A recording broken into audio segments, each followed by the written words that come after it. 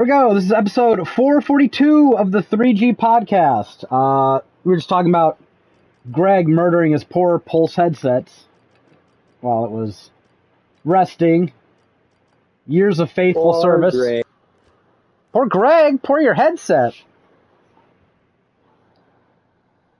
No, poor Greg.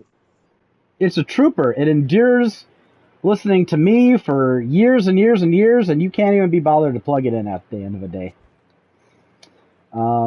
But no, I think they only have the Elite now. It's like $50 more. It's worse reviewed. It's been about, what, four and a half years since I've had this stupid headset?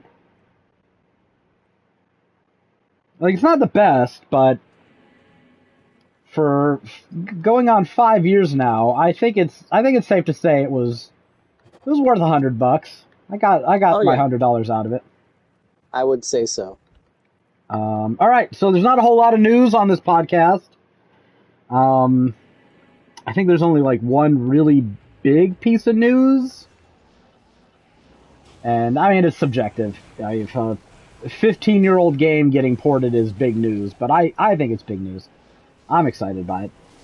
But we also got some AI Somnium files to talk about. Did you finish? Like, how far have you gotten now? I've beaten the game. Okay, you've done everything? I've done everything. I got my plat. All right.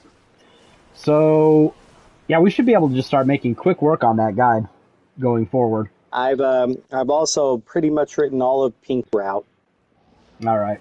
I went hardcore. It's all I did this weekend. I'm done. I don't know if you saw my messages, but I pretty much just made a executive decision to leave Green Route for you. Okay, that's fine. I'm trying to think. Right, so like I'm done with Oblivion,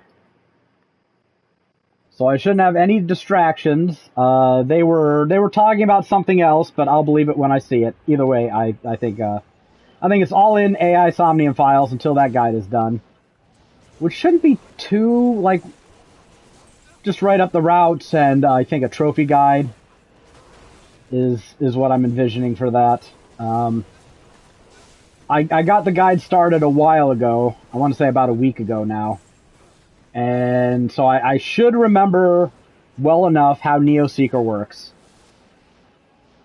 So I forgot that you can't type things out in Google Docs because I guess it formats the apostrophe when you type it in Google Docs, so it doesn't work when you copy paste it into the Neoseeker stuff. So then you don't have your formatting. Apostrophe, just not 2 or 3.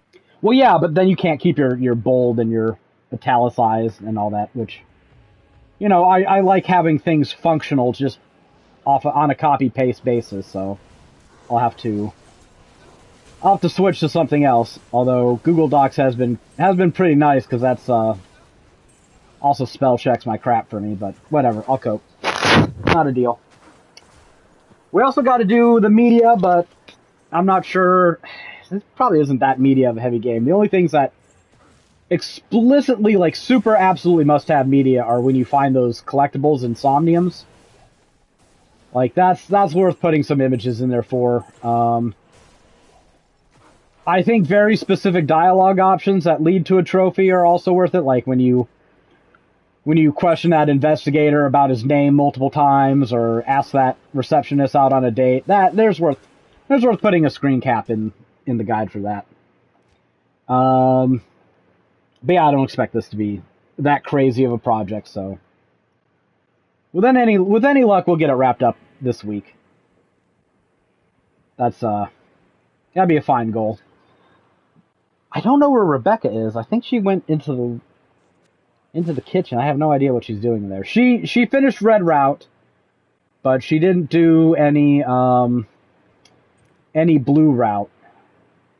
So I'm not sure. Holy shit, those are some nice fucking gloves. Sorry, I'm D2Ring. So I'm not sure she'll be around to yuck it up, but we both played through. Well, Greg's played through everything now, but did a bit of Blue Route, so that's all fine. I don't think I have all that much left, do I? because I'm guessing pink route isn't that long since it doesn't split from blue route until what, day 4? It's pretty, yeah, it's pretty short, especially if you don't do green route first. It locks out. So yeah, but I should do blue and then green and then pink. That's the order the game wants you to do it, based on the locks, right? I think, but if you do, you may have to reword some of my non. Well, what I would do is at the beginning of each route, the first page in a route, just tell how to access it. Most of the time, it's going to be like, make this choice during this somnium, but I guess green route and pink route might have other conditions, like you have to clear this route. So at least that's what I did at the start of blue route. So I guess the way the game kind of wants to do it is red, yellow, blue, green, pink. I think that'll probably be how we structure things. So, although I guess it doesn't really matter with yellow, because you can go to yellow from red, but just tidier to finish the guide's red route and then go to yellow and then. So, anywho, and then if Howard wants us to do the second game, great! I'm all for that, and maybe that'll be our next visual novel book club guide too. But we'll see how things go. Yeah, that would be nice. I wouldn't mind that at all. Well, you're working on something else. Are you ready to talk about that yet? Doom. Okay. We do have some news about Doom, and it's not good news. Apparently, both the Xbox physical and PlayStation physical versions of Doom: The Dark Ages are coasters. They've got some copies have leaked out in the wild, and I can't remember what Twitter account to it, Play Physical or something like that. Or does it play? I can't remember, but they have a vested interest in reporting on how physical copies work, how good they are right out of the box. And this year has honestly been pretty shitty for physical releases. I think Expedition 33 has been fine off disc, and honestly, that's just about the only game I can think of that I've played this year that has been good just completely off the disc, like from launch. Ubisoft sabotaged their game, so it has a launcher, like you have to connect to the internet to actually download it, so the physical copy of Assassin's Creed Shadows is utterly worthless. Doom: The Dark Ages is the same thing. Actually, you know what? It's extra sad for Doom: The Dark Ages, because this is what they were doing on PC at the end there, where they would sell you a disc that was just like the installer. And it's like, this is bullshit. This sucks. That's terrible. So, Microsoft, while sitting here talking about how much they care about preservation, is doing about the only thing you can do that would ensure preservation ceases to be a thing. Kingdom Come Deliverance 2 ran. I think it worked complete to end, but there are some serious performance and graphical optimizations that you're going to want to patch. So I wouldn't say that's a good game to have on disc either. I think Monster Hunter Wilds worked off disc. You could play the entire physical or like single player campaign. I think I remember hearing that, but that's like a quasi multiplayer game. Like you're probably gonna want to have access to the internet for that one. So you know what? I guess it's a good thing that it just works and you can get to the credits just off the disc, but kind of one of those games you're going to want online for. I don't know, not a good year for physical, especially with the Switch 2 basically taking a shit. Game keys. Yeah, taking a shit all over the entire concept. Jared told me that this might be a result of Nintendo's policies. Apparently, I heard something slightly different from Jared. Jared said that he heard that Nintendo's only offering Go on. Yeah, there's so many damn rumors, like nothing has been said. So one rumor I saw was that Nintendo is only offering 3 alternatives for games, either digital only, a physical game on a 64 gigabyte card, or a game key card. Yeah. So I've heard that they also had, I can't remember if it was either an 8 gigabyte cartridge or a 16 gigabyte cartridge. It was one of those two, and then the 64. But yeah, I mean, a lot of developers, if you're a cheap fucker and your game is like 20 gigabytes, you're probably not going to want to buy a 64 gigabyte cartridge. So it sucks. It's scummy. This is an entirely artificial problem created by Nintendo. Yeah, there's just a whole bunch of worms opening up about everything. About the only thing that I'm certain about is that this is completely Nintendo's fault. I don't need rumors for that. There's no way this is like just mean publishers not using the resources Nintendo is allowing them to have and forcing them to kill their physical products on the Switch too. Are the publishers making this call? Yes, but I'm sure Nintendo's making it a lot easier for them to make this call, so I'm going to blame Nintendo.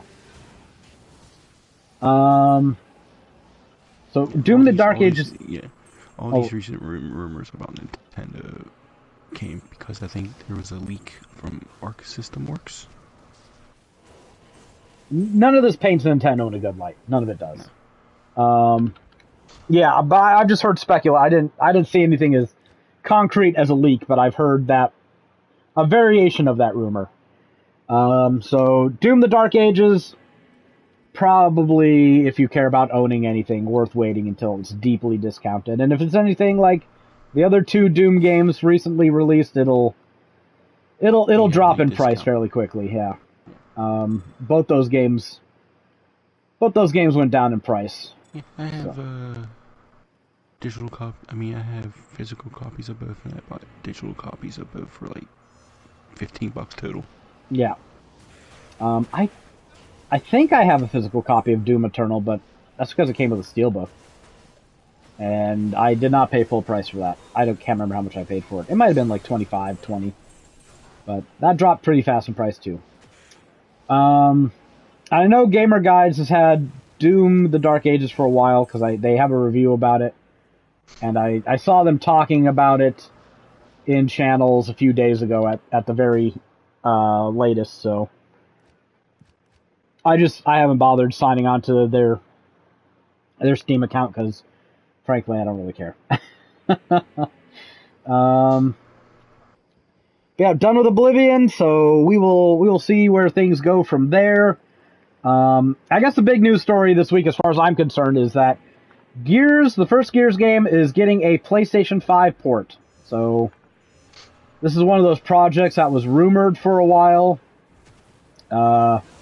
I can't remember where it came from, but I've heard Gears is coming to PlayStation for a good long time now. So this might also add fuel to the fire that Halo MCC might get here, but even if it does, I don't know how happy you can really be, because you're not going to get a physical copy of it. You're just not. Like, after Doom of the Dark Ages, there's no chance anyone releases a proper physical copy of Gears or Halo MCC on PlayStation. And since Xbox doesn't do any physical copies correctly, there's basically no real way to own them. But I'm fairly nostalgic for the first Gears, so I will probably buy it digitally and just cope. But looking forward to that when it comes out. Play it with the wife again, and maybe Greg if he buys it. So we'll see how things go. I enjoyed that game a lot. What else we got here? Horror first-person shooter Killing Floor 3 will launch for PlayStation 5, Xbox Series, and PC via Steam and the Epic Games Scam on July 24th, developer Tripwire Interactive announced. So that should be another podcast game once it goes down in price. Yeah, it seems like a no-brainer. Do we want to wait until that's like a PS Plus game? Because that's where we play Killing Floor 2, right? Yeah. We'll keep an eye on it. See what the price does. If it's cheap by Black Friday, I don't know. We might pull the trigger on that one. I mean, I had fun with Killing Floor 2, especially since we were able to scam that hard level trophy by hiding in the corner where enemies couldn't reach us because of clipping issues. Or clipping or coding or whatever.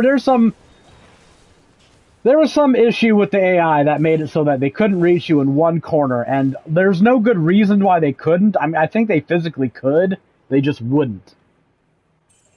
And that's how we beat a level on the hardest difficulty. Also, going back to Gears of War, it will be $40. $40 for Gears of War, yep. I am willing to pay $40 for Gears of War. Nostalgia will... You know what, I paid $50 for Oblivion. I do like Oblivion significantly more, but it's fine.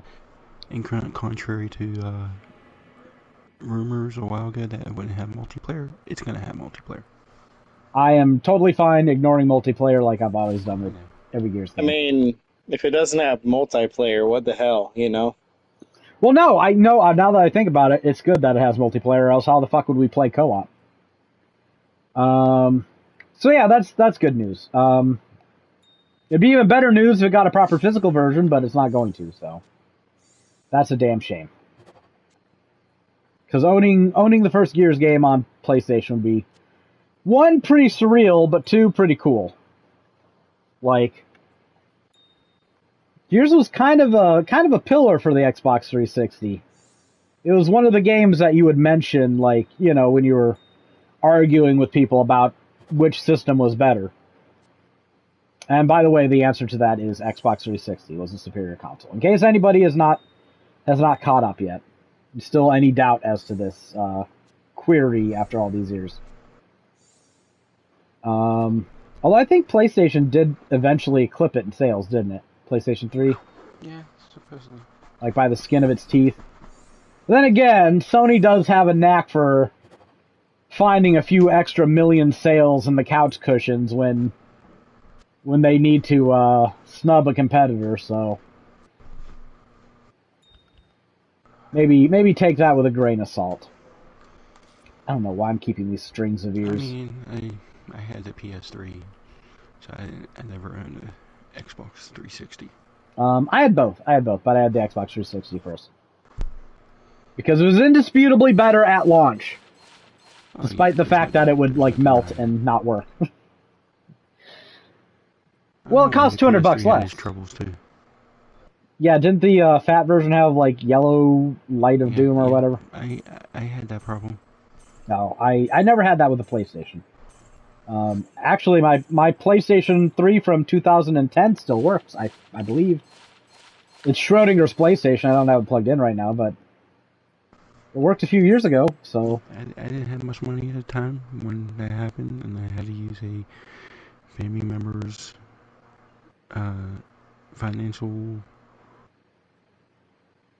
security to get PS Plus so I can move over all my saves. Oh.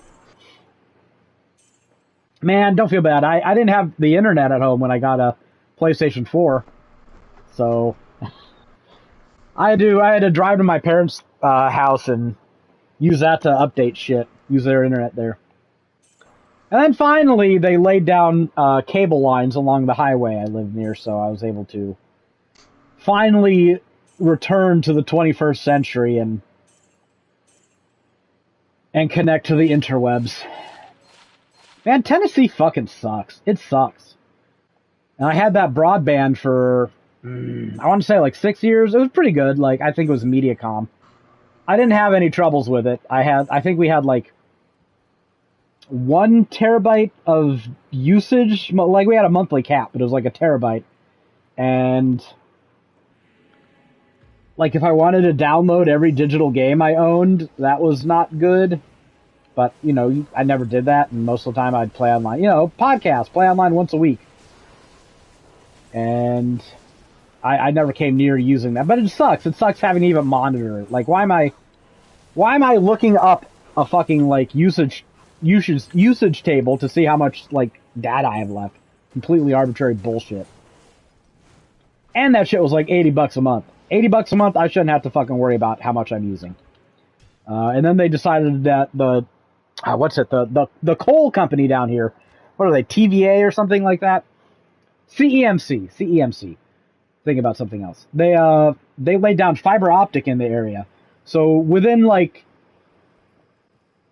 10-ish years, we went from maybe HughesNet DSL if you hated yourself, or 26.6K modems, to fiber optic cable in this area. So I have fiber now. It's cheaper than Mediacom was. No data limit, up to 1 terabyte download speeds.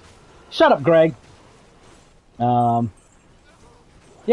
things have changed. Things have changed. Co-writer abuse. Co-writer abuse. Don't yarp on my stream. Anyways. You playing Diablo 2? Jeez. Yeah. Get a life, you nerd. No. Well, I don't want to play Oblivion because it's prone to crashing. And that ends the stream. Yeah. This game doesn't crash. So it's just... I did get one crash this past week. I get at least a crash a day. That was the first crash I've ever had. Well, are you still level 10? Yeah, I haven't really played much this past week. Well, then you're a baby. You haven't even played the game. You got to get some meat on that save file before it starts to shake. I'm level 43, and I'm finally starting to progress through the main quest line. There's one last thing I want to do, but I don't really consider that much of a priority. You know, a lot of those people that signed up to do pages, I don't think a lot of people actually did much work for Oblivion. So. No. Oh well. And some of the people who did those pages they're like really short pages. Yeah. I don't know how you're doing an all X in Oblivion page and you're coming up with only a few hundred words, because it's not what kind of game this is, but whatever. You know what? I'm not even going to shit on them, because you lay off all your writers and then you start playing these, well, maybe we'll need you this week shit. Yeah, they're going to go find something better to do. So, I haven't found anything better to do. Yeah, well... Speaking of something else to do... What's that? Doom. What about Do you Doom? want half of Doom? Sure! I'll have to buy the fucking thing, but... When does it come out? The 15th? I'd need to look it up. I think the official release, they're doing that bullshit early release. If you Okay. Well, if it's like 10 extra bucks, I'd buy the early thing and just get a head start on it, honestly. I'll have to go look. And see the 15th. Okay. I'll go look. Yeah, I'll do that. I mean, there's probably collectibles and combat challenges and shit like that. I'll let Greg do the hard stuff, and I'll do the media and the brute fucking generic writing. That sounds like the ideal split. Greg can write up the trophy for they're gonna have one difficulty mode thing. What was in that 2016? It's not $10 more. It's $30 more. For early access? I think Howard can wait until the 15th. It's part of the I haven't heard of any review copies. The premium edition is $100. No, I don't think. Not $100. You're just seeing that all over it. It's bullshit. Can we just talk about this for real quick? Yeah, no, go on. We should. It is. It's bullshit. And if you're releasing the game early for people who pay more, just release it to everyone. Yeah. No, it sucks. It preys on FOMO. I mean, I pay for that because if you're writing a guide, having a few days over the smart people who aren't buying it early makes sense. But it's for people who do media work for the game and streamers. Yeah, that's the tax. I mean, but arguably it is a return on investment that does matter in terms of traffic. I mean, we've seen it in the dailies before, where that actually mattered. See, I don't know, like, it is bullshit, and I don't want to say it's not. especially as bullshit at $30. But you're not just getting. I mean, you're getting the other shit with it. Like, yeah, but I don't like. I know they're gonna have like, check out this skin. It's like, fuck you. Who cares about this skin? This is up to 2-day early access. 2 days? Yep. Fuck off. Campaign add-on, then digital trinkets. Yeah, I fuck digital trinkets. If they had like a season pass or something, even then I'm leery of season passes because it's kind of like an IOU content, and I don't know. Like, okay, the only reason I want to be a little nuanced with this is the Doom Eternal one was decent, for the record. They did the same thing back when Doom Eternal came out. They had the season pass, and they did those 2 DLC episodes. Those were good. yeah. I didn't play those yet. Even one game I'm looking forward to this month, if I can afford it, is doing the same thing. Early access. What game is that? Fantasy Life. Oh, okay. I didn't know they were doing that. See, that's... Access. If you pay $10 more, you get 72 hours earlier access. That's the only thing, like, that's the only part of this I want to try to moderate. Okay, I shouldn't say I like, because it's mixed. I don't mind when games launch in early access if the company is smart about it and I trust them. Like, okay, stop beating around the bush. Larian has had a long history of launching games early in early access because they want to get community feedback about what they want to see and what they want to change in the game. And like a lot of companies just use early access as like a way to secure money before the game's even close to being done. But I think Larian does it the right way, where they actually make changes based on the suggestions they're getting, and I'm not going to say they like crowdsource development, but they do really want feedback from like, I've been through this with them with Baldur's Gate 3. I bought that on early access launch, and that was like 2 years before the launch of the game. And so, like, I mean, if it didn't cost any extra to do that, you weren't paying like $80 to get early access. It was still the $60 that the launch was. You were just paying for it early, and then you were only getting whatever they had with the first act, which turned out to be a pretty good slice of game. I think the first early access I remember is the level cap was 5, and I don't remember if they had like the whole Underdark or whatever. But some things didn't change all that much, and you did get a good head start if you bought it early. So I don't really mind that. And they also did it with Kickstarter. Divinity 1 and 2, they had Kickstarters, and the first Divinity, they were like, all right, let's see if there's interest for this game, and if you pay enough, we'll make it work. And here are all the extra, what's it called? Not roadblocks, road marks. When you unlock new stuff as you pay more money, as you hit new tiers. With the second Divinity, they're like, yeah, we have all the money we need. Like, we don't need a single dime of Kickstarter money to make this game happen. So don't give us money if you're worried about that. But we did like the collaborative process provided by Kickstarter last time, so we're gonna do it again. And the whole deal this time is, if you pay, you get to comment on the development, and you get early access and blah blah blah blah blah. So I can't say I hate that. I think there is a potentially fine line between selling early access and in a bad way, and then having like a game hit early access in a good way. But I will say this: 72 hours is always a scam.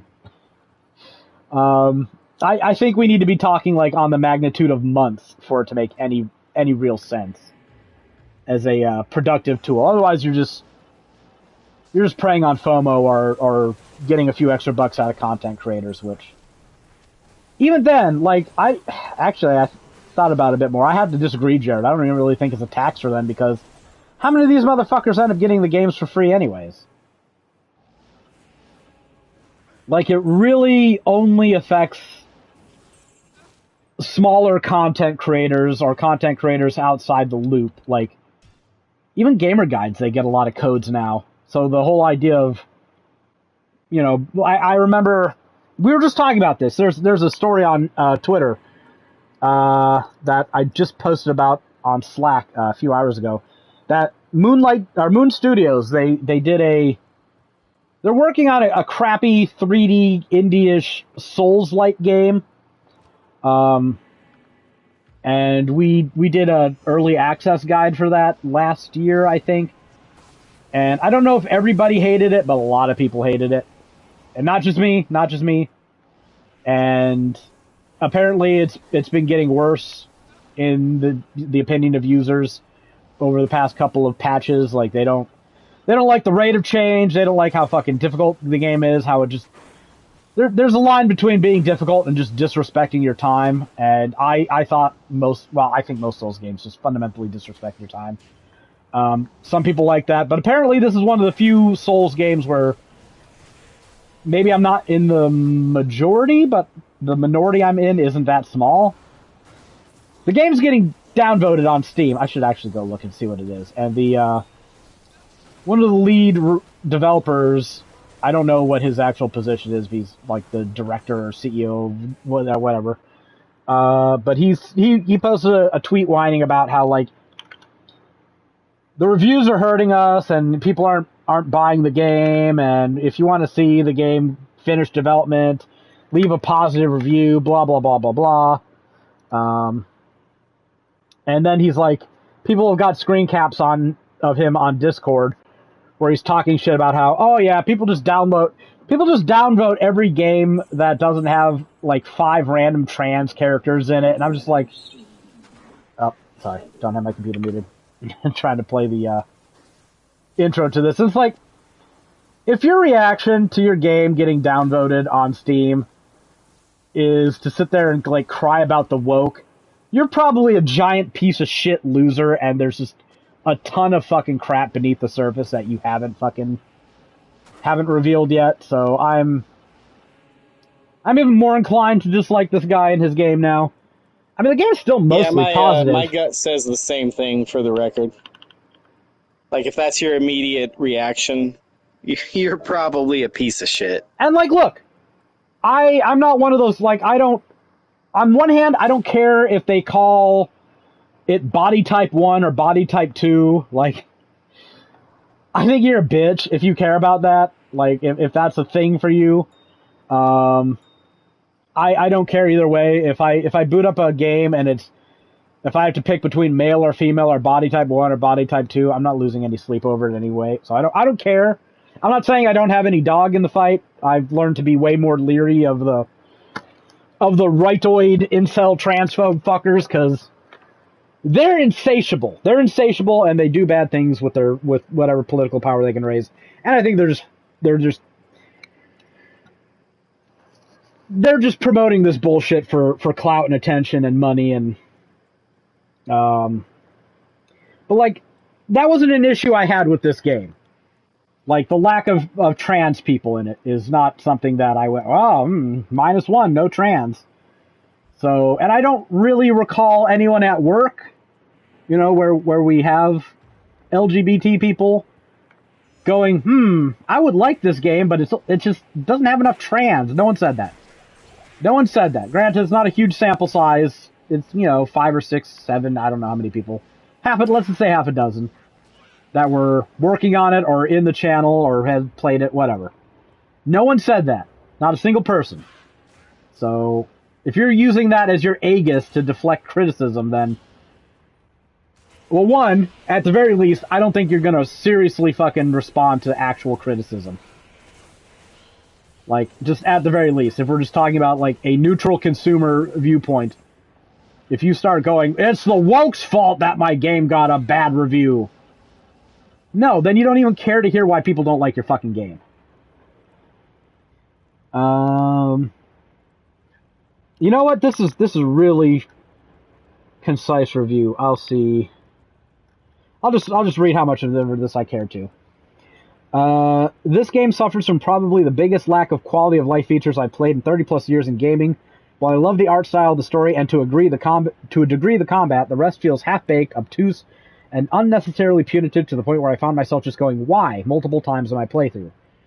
Here's just a short list. You can only fast travel back to the last fast travel point, Hope you enjoy running through the same zones repeatedly over and over. Oh, and everything respawns in said zones constantly. There are no descriptions of anything anywhere. There's something like over 100 enchantments. None of them are explained anywhere. No tooltips, no explanation, no description, literally nothing.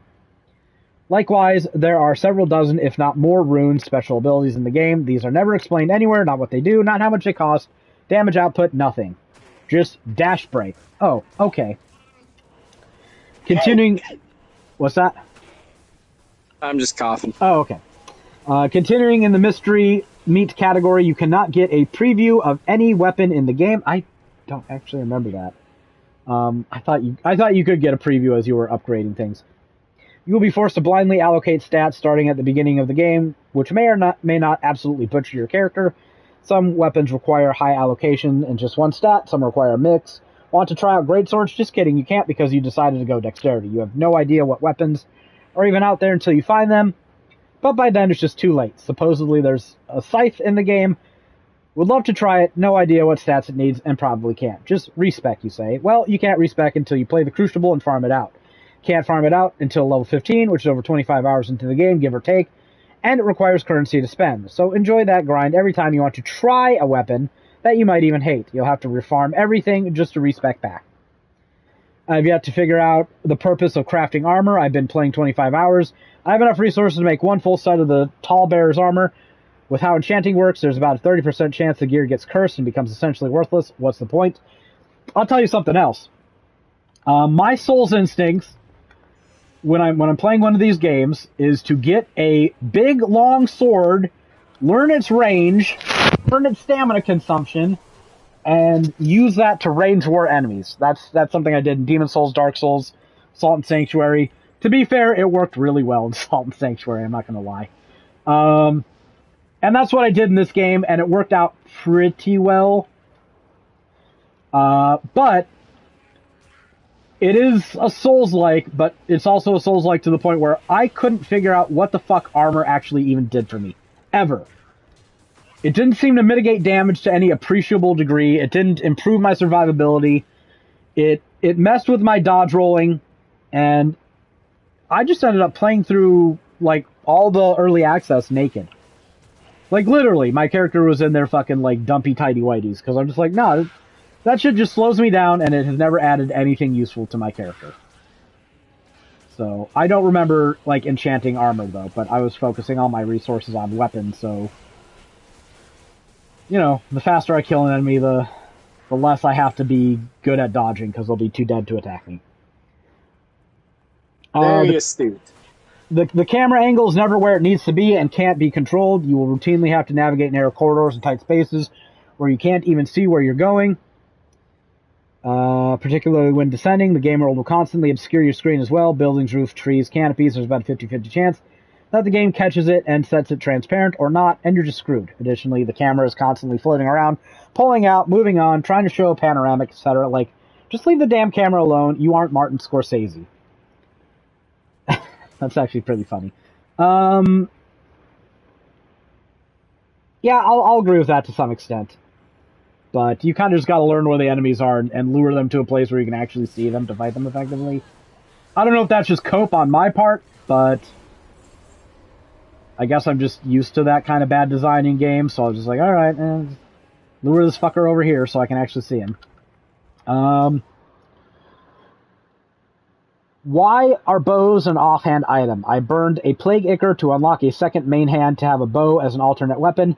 Instead, I go to equip it, and it puts itself in the offhand slot. The offhand slot, which I'm using dual gauntlets in the main hand. Explain this to me, please. Worth noting that nowhere on the weapon does it say main hand or offhand. This is what I'm talking about. How did this get past QA? This is basic stuff. I'm floored by just how lacking it is. A litany of bugs to contend with as well. I've opened chests or cooked food and suddenly immolated into death. That wasn't a problem when I played, I have to admit. I never saw that happen. I've been stuck in run mode with both hands off the mouse and keyboard. I've been stuck on the map. I've failed to grab ladders and fallen to my death countless times. I've lost game audio, etc., etc., etc. I did have audio bugs. I didn't have any of the other problems. And now the last and potentially worst bit, the movement. You will die constantly, and not to enemies, but to fall damage. Your character will religiously throw herself off of every cliff, bridge, ledge, and outcrop possible. The movement controls in this game are the absolute worst. Do not even attempt to play this on mouse and keyboard. I use a controller, so I can say I didn't have this problem. Run is shift, right? But unlike every other game ever made since the dawn of time, holding shift doesn't enable you to run using WASD. It actually makes your character run in the direction of your mouse cursor. So you are simultaneously moving your character with WASD and also potentially trying to go a different direction while holding shift depending on where your mouse cursor is. Oh, and did I mention that the attack buttons are queued? Click 3 times, you will attack 3 times, even if you no longer want or need to now. Also, yes, I can agree. This another reason why I use Greatsword, because with a Greatsword, enemies, like, okay, one of the big things that Salt and Sanctuary did, why Greatsword was pretty good in that game, is range, but Greatswords also stunned a lot. They also caused enemies to stagger, and it was short, but it was often long enough to get another swing off. This game, nothing is staggering. Nothing is staggering. So you're getting that one attack, hit or miss, and then you're dodging or trying to, whatever, getting out of the way. So, yes, your attacks are queued. Yes, you will be punished if you hit the button too many times. Yes, I suck at video games, and my solution was just to go, I will use a weapon where it is just not safe to attack twice any fucking ways. Then I don't need to worry about over-clicking, because I'm only doing the one attack, and it doesn't matter. So I agree with this, but again, I mitigated it by just falling back onto the Greatsword gameplay. Now, couple this with the fact that your character doesn't just attack. They always step towards the target and attack, and you're constantly rolling / attacking into places you have no business or desire being. But the system and mechanics screw you over and work against you in every way imaginable. I'm wondering how much of this is a mouse and keyboard thing. I was able to control my character reasonably well with with controller and effectively range things. I will say this, like, enemies are over-tuned to a ridiculous degree. They will do attack chains that just last like 10, 20 seconds. And you have no chance to do anything. You are just staying the fuck out of the way. And they dodge faster than you. They can interrupt their own attacks. Their animations are all cheap bullshit. And I don't like praising FromSoft on this channel because I think they're overrated as fuck. But they are only habitually guilty of this. I think they fundamentally understand what cheap bullshit is and only do it when they explicitly want to. A lot of enemies have tells, a lot of enemies have reads, a lot of enemies can flinch. You can get under their attacks, etc., in Souls games. There's some badly designed bosses. I mean, we all know. Elden Ring is kind of bad for some of that stuff. Some of them. I think the worst boss there's a lot. I mean, I'll preface this, but I haven't played a Souls game. Yeah, I've watched a lot of Souls games. What is based on your watching the worst boss in Elden Ring in terms of like just being a cheap piece of shit? Those death birds. Those are okay. Yeah, I think I'd put those as my number 2. The number 1 I have. Death birds. Yeah, there's like some like crow fuckers bipedal crow things that wield like spears, pole arms, I should say, and they can just be absolute cunts because their hitbox is kind of weird. They're really tall. You're mostly just trying to hit their legs. They've got a stupendous amount of range. You're basically relying on iframes and animations that are kind of off screen most of the time. They make the camera like one of the worst things. Yeah. I'll agree. I think that there's like on the top of a mountain. I think there's like some Auroch bull thing that shoots lasers and charges you a bunch, and you're in like an elevated arena with like nothing protecting you from going over or getting knocked off, I should say. I think that's the worst one. A lot of people hate the fire giant. I didn't have any trouble with him. But I don't know. He was a boss I went up to going, oh, this is gonna fucking suck, and then I like didn't lose half my health, didn't fight him particularly well, killed him on my first try, and I'm like, all right, well, I don't know what that was about, but I think a lot of people hate giant bosses. Yeah, I mean, I would agree that the crows are the worst, just because they're a repeat boss, so they're not even like special, so you're not really even willing to go, all right, this is unique, this is fun. Like, I happen to think Melania is well designed. She's well designed, and she's designed to be a fucking bitch.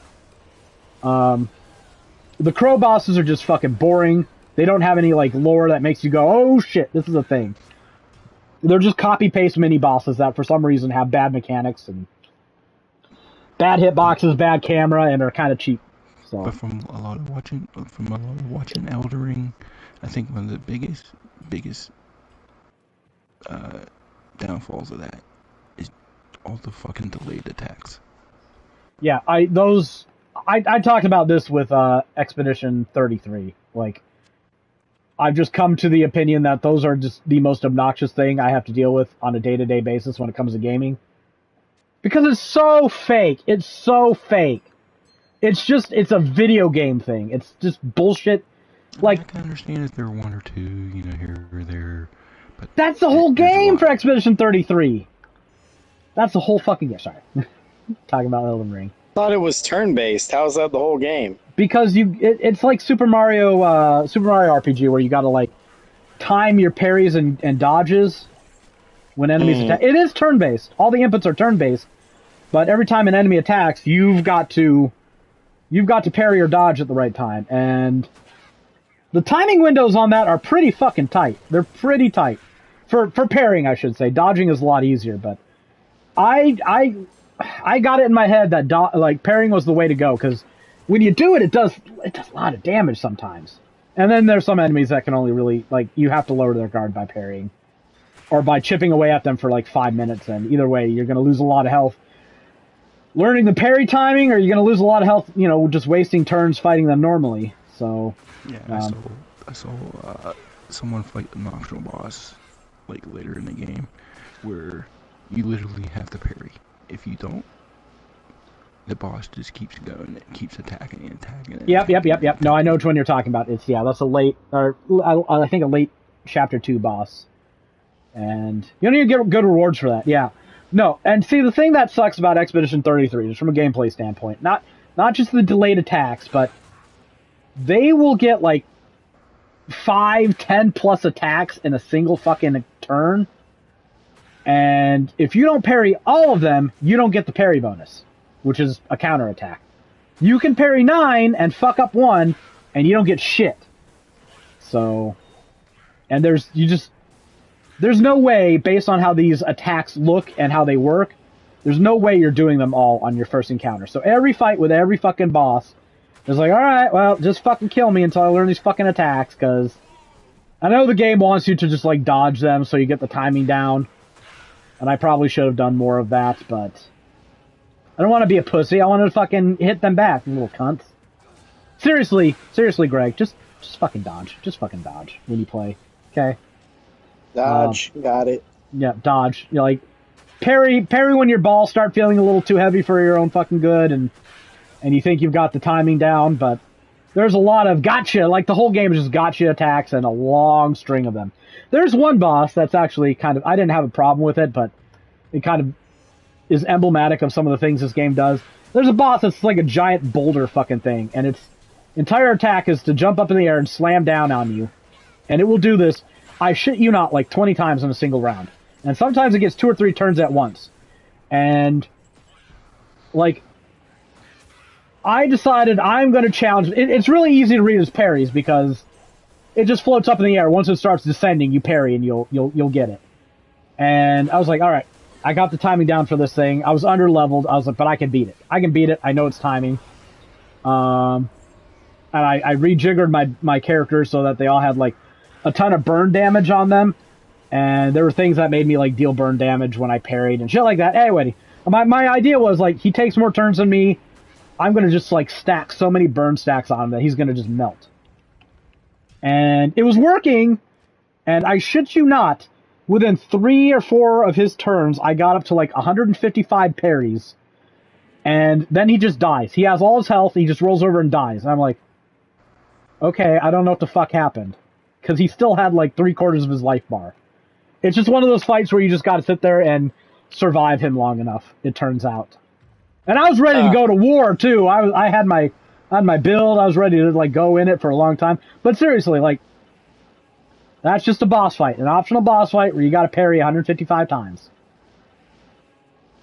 And there's some tedious design there. This game, This game is like No Rest for the Wicked is what it's called. It's pretty shit too. Like it's one of those games where you're playing and you feel like every enemy you're fighting is better at the game than you are. They're faster, they got better moves, they got better attacks, they don't get stunned, and I personally hate that shit. I should be able to beat up on some fucking weaklings in a game.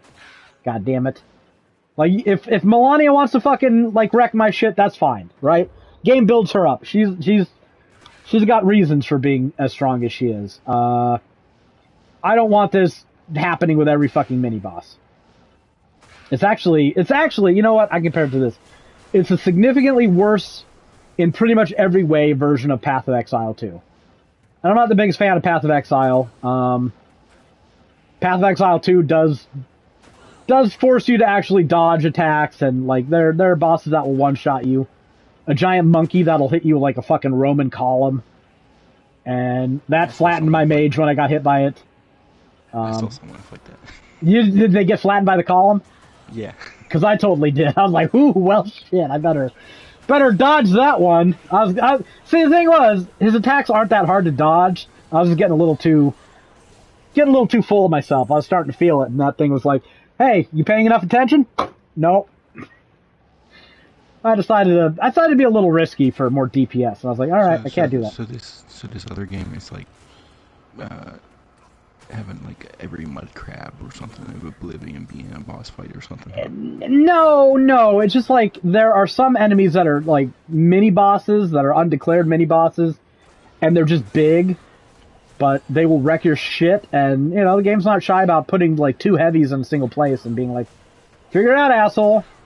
And so then you're just in a long series of, well, like me, poke and dodge, and you're, trying to fucking keep the one that can do charges and big sweeping combos behind the other one, and, get them to hit each other, use one to shield yourself, and slowly whittle one down, and if you die, you're doing it all over again. Oh, by the way, they respawn, because they're not really even all that special, and yeah, no, it's a pain in the ass. They screw the pacing up, they make everything a fucking chore, and every boss feels like it's stronger and better than you, and again, maybe you can mitigate some of this stuff just by playing better, but the game, again, like this review says, doesn't tell you really enough, and there's a lot of, oh, you don't have access to this element of the game that would actually make you stronger.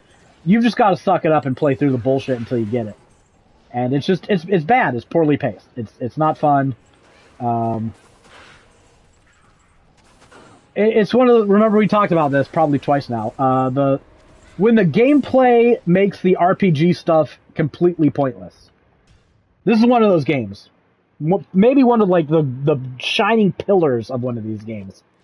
To the point where you clicking on shit right matters more than anything you're ever going to do when you're leveling up.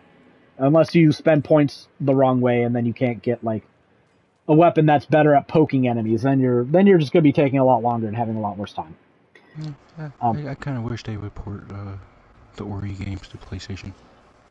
I mean, they probably should. You know what? If you guys are running out of money because you're not creating a game your customers want, then maybe port Ori and you can raise some funds. How about that? I mean, I don't know if, well, I guess it doesn't really matter if Microsoft I was going to say owns the publishing rights or not.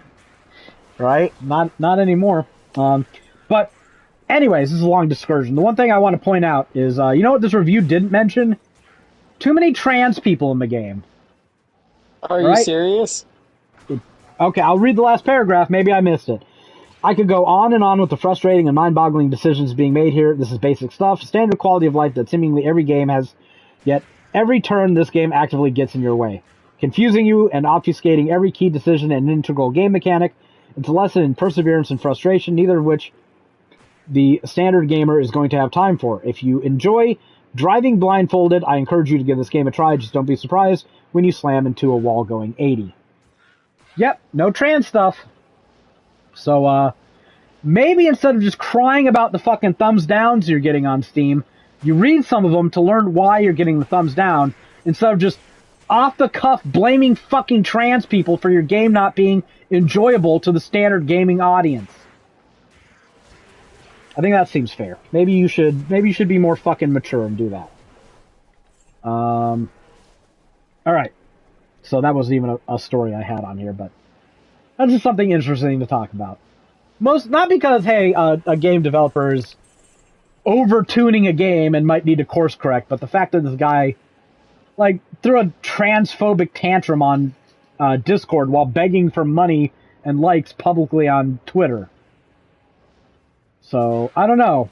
That seems like a really fucking sus thing to do. But, alright.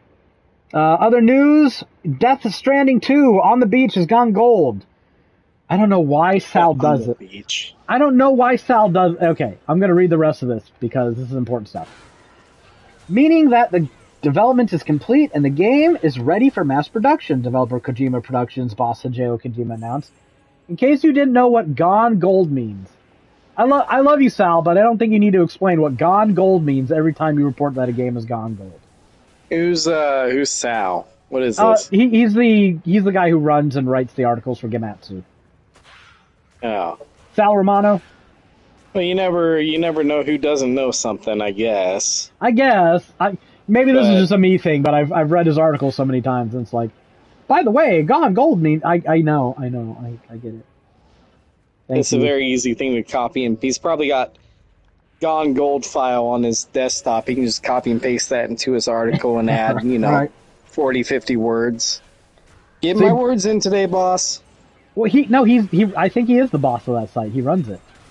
Oh, never mind. I think Amatsu is just Sal Romano, like, translating and posting news. I think it's just him.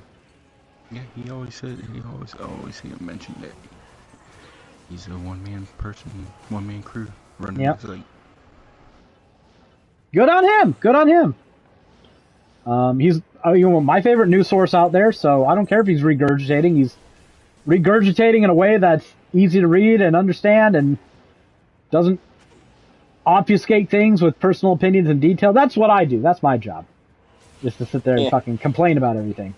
Yeah, you're a little too good at it. Well, what's the point of me just reading Sal's shit out? Sal's doing that great on his own. So. This is where, with Doom coming out. This is where we turn Sal's shit into a finished product. That's what I'm saying. Speaking of original content and unique ideas, with Doom coming out, Doom the Dark Ages, it's apparently a prequel to 2016 Doom. Are you excited for this at all? Like, I like 2016 Doom was like my game of the year for that year. And Doom Eternal was also fun. I'm not going to pretend it wasn't. I really like Doom 2016. I haven't played that much of Eternal yet. Eternal is basically Doom 2016, but faster. Yeah. And with like one or two more things to do. Like, it completely gets rid of, like, it adds a flame belch, which is just like another step in what has become the Doom cycle of fucking violence, right? Because, I mean, the Doom cycle is run, shoot, run, shoot, run, they throw in the dashing, they throw in the flame belching, they throw in the chainsaw for more ammo and supplies when you need it, right? Because all these weapons no longer you can't have like 99 shotgun shells anymore, right? Yeah. Well, wasn't it like that in it's like Doom a 2016 too? Yeah, like it's a fucking dance, but in Eternal they add in the chainsaw as like a dedicated fucking always has one charge type of weapon. They add in the flame belch, which if you shoot an enemy who's on fire, they drop armor. Like that's a big thing. And they have a couple more tweaks. They add in a couple new enemies, but it's pretty much the same game, just a couple new elements and even fucking faster, if you can believe it. I wonder if Dark Age is going to be just as fast. No, I'm going to say, okay, I was not looking forward to this game, but that's because these games drop so fast in value. I was just under the assumption that I would wait a few months and then get it later. And it'd be something I got more hyped for around Black Friday, right? Like, I had this pegged as a $20 purchase. Because I bought Doom 2016 full price, and I don't really regret that. Actually, I played the demo for Doom 2016 because like, God, what's the last Doom game I like? This looks really good. We saw the E3 shit of it, and I'm like, this looks really good. But what's the last Doom game I played? Doom 3. So I was like, I don't know. I don't know if this jives, right? And so I play. This is so crazy. For me, I play the Doom demo, and I can't remember how much single player was in it, if any, but I remember I ended up playing multiplayer Doom. And there's a mode on Doom 2016 where, like, one player can turn into a Revenant or something, and it's like a big power-up for deathmatch. I can't remember what it's called. But I did that a couple of times, and I ended up, like, coming in first in the fucking, like, kill death rankings and shit. I won the match. I was first on a leaderboard in a shooter thing, and I was like, that's all it took for you. Huh? And I was like, dude, I was so proud because I suck. And so the people in there sucked worse, so I just had a good day. Whatever it is. I screen capped it. I'm like, damn, I'm proud of myself. This gameplay is fucking awesome, man. So I bought it. It was like the one time I can point to in the history of ever that playing a demo made me go, nah, I gotta buy this. This is fucking good. So I didn't bother getting the platinum in it though. So I guess I wasn't willing to go that far. I know you only got to play out one level, but I played the campaign. I'm like, I'm feeling pretty good about this. Yeah, I don't know. Like the first Doom game I played that shit all the way back in the day. Like 1994. We had that Master Collection, that box with the skull shit on it, and played all those fucking levels. But I was a kid. I was a little bitch. I didn't play those games fast. So, like, I played Doom. Like, I watch videos, right? Because now we're in the YouTube age, and everyone's talking about how, like, Doom was meant to be fast. I'm like, well, I played like a little coward. Maybe that's why I sucked at it. And then Doom 2016 comes out, and it's, you don't have a choice. You got to play that one fast. Like, you're either playing that game fast or you're playing it like IGN. Or was it Kotaku who did that? I can't remember who did that. Who embarrassed themselves. Polygon. Polygon? Okay. I knew it was one of them. So I played Doom 2016 fast, and I'm like, okay. Well, I played the way it's meant to be played, I should say. I'm like, all right, I get you. Like, I'm a little outside my comfort zone, but the game gives you good feedback. Like, if you shoot something a few times and it starts glowing, you get up there and fuck its face off, it rewards you, it gives you health, and it dies instantly, and you save ammo, and it's like, yeah, all right. And I go back. Like other games have had that, but I feel like Doom 2016 kind of made it better. Well, Doom 2016, I think, had a very comfortable balance between risk and reward. Like, you almost, in my opinion, you almost never felt like it was a bad idea going for those, what are they called, glory kills? Yeah, so, well, they never hurt you to go for it. Yeah, I mean, well, I did die one time going after a fucking Mancubus late in the game, but it turns out that you can't get fucking killed by cacodemons while you're trying that. There are limitations, but then they announced those like Doom ports for PlayStation for console, which I had to buy, and I played Doom 64. It's a Doom I never played before because I never had. Well, I played some Nintendo 64 games, but I never had a Nintendo 64. That's a game I never played, and so I was like, all right, so you're supposed to play these games fast, and this is one I've never played before, so I'm going to do something. I'm going to try to play this one fast. And goddamn, it was so good. It was so good.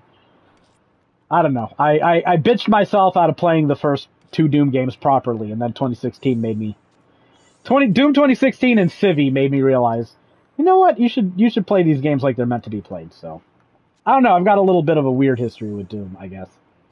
Where I only played the Doom 64 when Night Dive remade it and gave it away for free.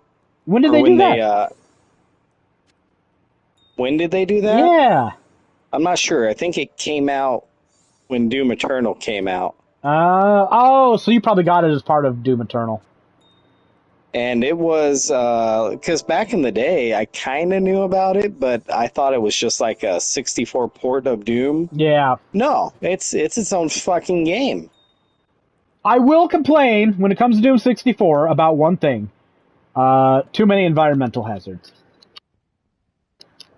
That does kind of slow things down. It didn't kill my enjoyment for it, but there's a lot more environmental hazards in 64 than in the first two games. The secrets in Doom 64 are insane. They're obtuse as They're shit. the type you're not like fully upgrading that unmaker weapon unless you go online and look shit up. Dude, I didn't even find a single secret level. Playing it blind, I didn't find nothing. The secrets are insane. Yeah. So I to this day I've never really used the unmaker. If I remember right, there's an early level where there's a barrel that you can't shoot. You have to shoot every other barrel in a level and then come back to like this first one and shoot it. And that's the key. Like no one's doing that. I can't remember. I haven't done my big boy playthrough of it yet, where I'm not even sure I care to. I was just trying to vibe some Doom, so I like Doom well enough. But it's just, I played it wrong for, like, most of my fucking life, and...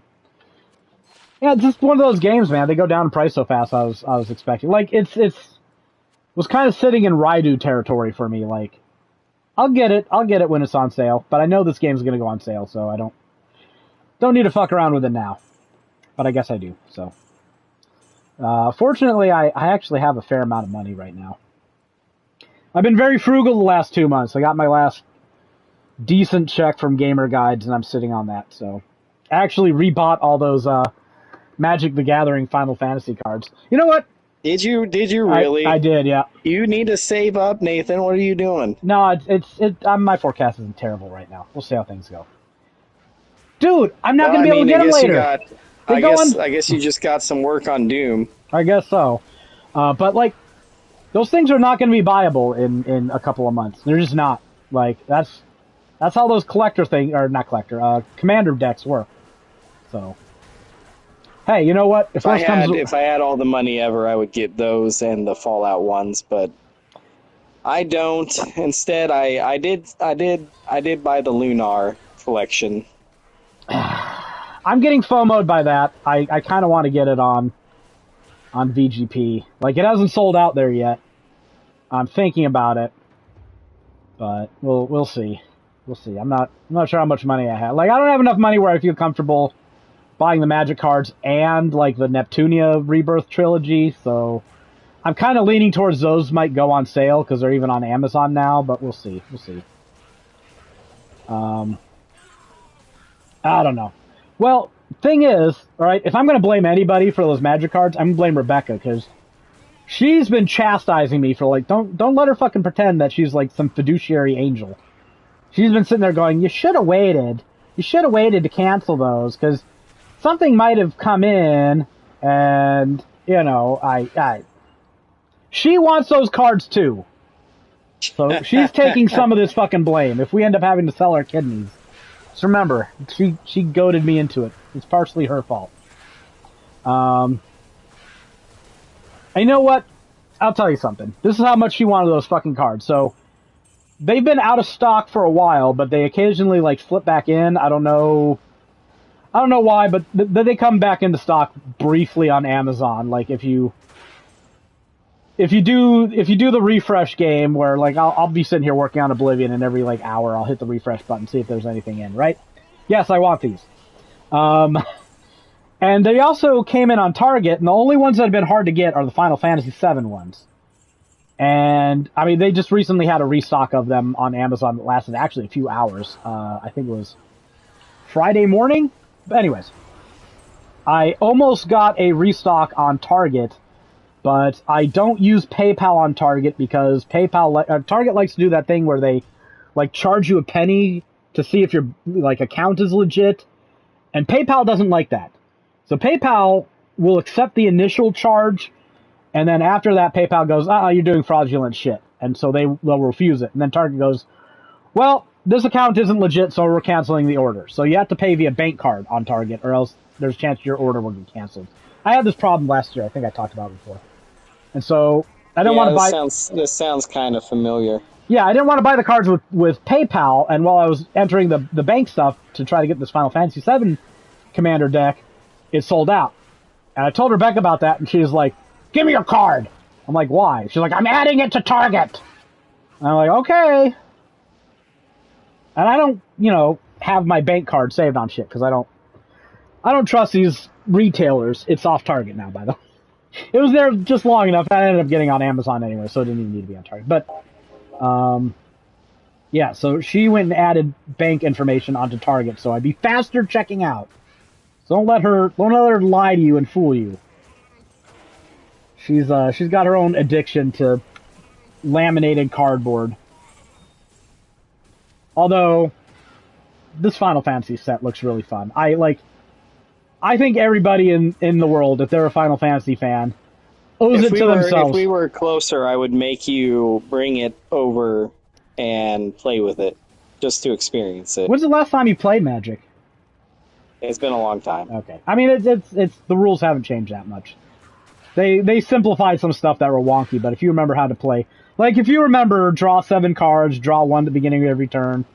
You can't attack with a creature on the turn you play it unless it has haste, etc., etc., etc. And it really hasn't changed that much. They've got something called the stack now, which is just like rules for how you organize the order in which like cards are played, but it still plays the same way. It's kind of a clarification for people who don't understand why things are activating in the way they are. So you probably wouldn't have much trouble getting into it. But yeah, like probably not. There's one card called Jumbo Cactar, right? Oh my god. No, it's like I can't remember. Is it got the 1,000 needles attack? Yes, and dude, of course it does. It legit does 9,000 needles. It does 9,999 damage. I'm gonna read. That sounds about right. That sounds like a Final Fantasy VIII inspired card. It's so fun. It's so fun. It looks the art is great. It's exactly what you would want out of this. It's the most hyped I am for any card. It costs 7 mana. It's a 1/7, so it's super fucking expensive to cast. It's actually kind of slow. And its attack is 10,000 needles. Whenever this creature attacks, it gets plus 9,999 plus 0 until end of turn.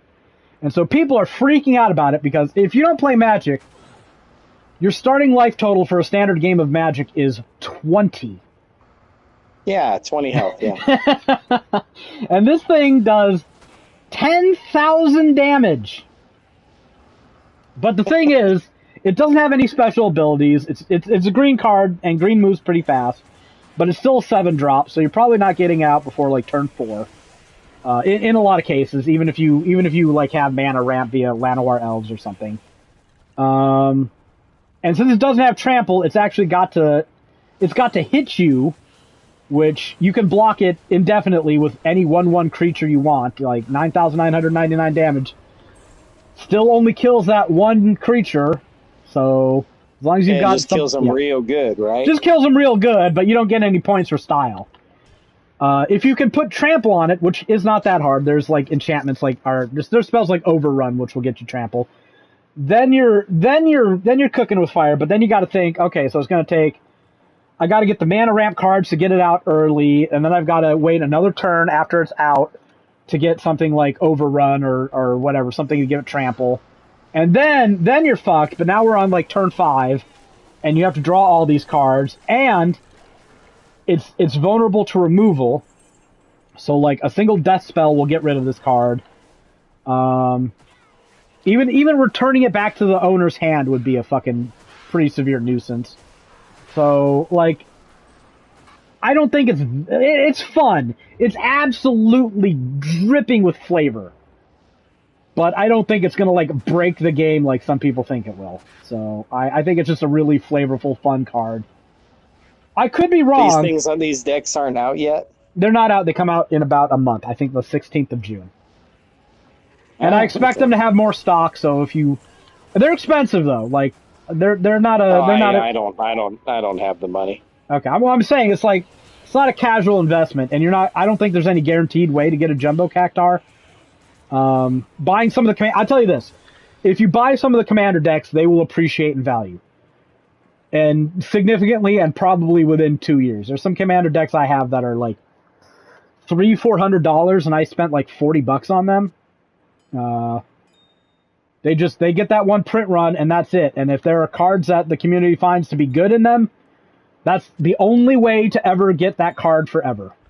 Like those Warhammer 40k Commander decks, ridiculous now. Ridiculous. If you didn't get them, you didn't get them.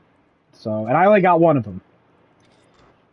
So like, so if you're saying I should buy them and sit them on the desk for a couple years. If you want to appreciate value, I'd be willing to bet that they appreciate in value significantly. I'd say expecting like a 5-time growth in value is not unreasonable within a couple years. So, but mostly it's how much of a nerd are you, and would it tickle your geekdom to have these cards there where you can oogle them? I just like the art. I think personally it would. So I'm going to go ahead and say it's a very stupid investment, but if you like Final Fantasy, I think it's a very stupid investment that will bring a smile to your face every time you look at them. That's kind of where I'm at with these. Whether or not you actually care to play is kind of irrelevant, in my opinion.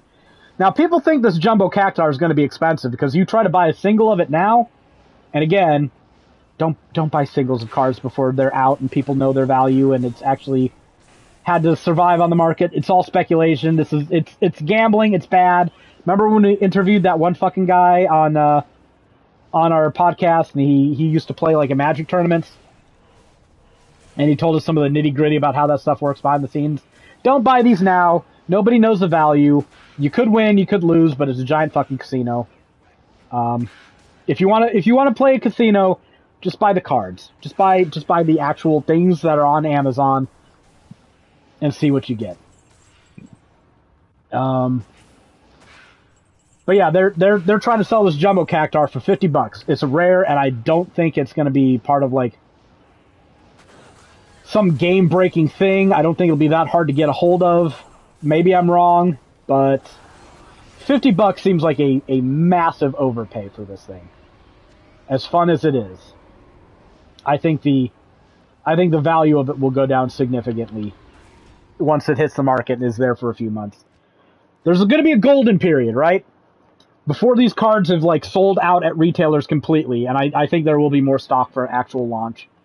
But before they rotate off shelves, and after they've hit the actual fucking market, and people are playing with them and trying to decide what's worth getting a full play set of, I think there will be a golden period where you can get some of the cards you actually want for maybe a couple of bucks for some of the more like moderately valuable ones. I think there's a future where you can get like Jumbo Cactuar for $5 to $8. So if you don't draw it from a pack, that would be what I suggest, just waiting. So, but yeah, they just did spoilers where they showed off new cards. I will say this, like I'm gushing about Wizards of the Coast too much, and they're actually a terrible fucking company. They just got me by the balls with something I love, and yeah, it is what it is. When you're looking at these Magic cards, you will see like the same card with like, I shit you not, 4 different types of art for them. And sometimes it makes sense. I think they have like 10 or 11 different Sid cards. And it's each variant is a different Sid from a different Final Fantasy. That is fine.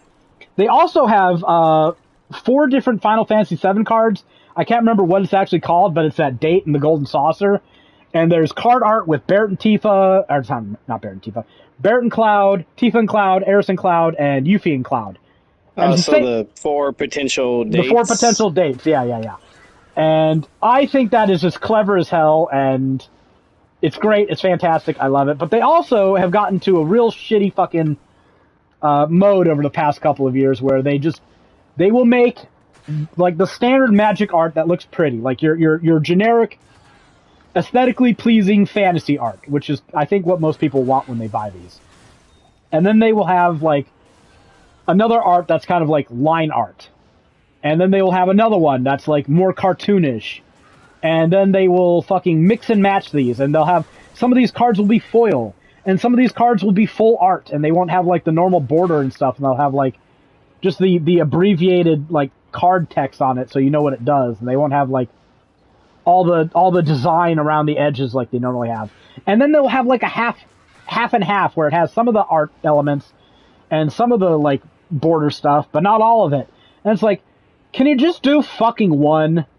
Like I know the only way to see all these though is to open them up, buy right? them. Yeah, So, I know what they're doing. I know. But the resale value of like a commander box like that probably goes way down the second you open the box, right? Yes, it does.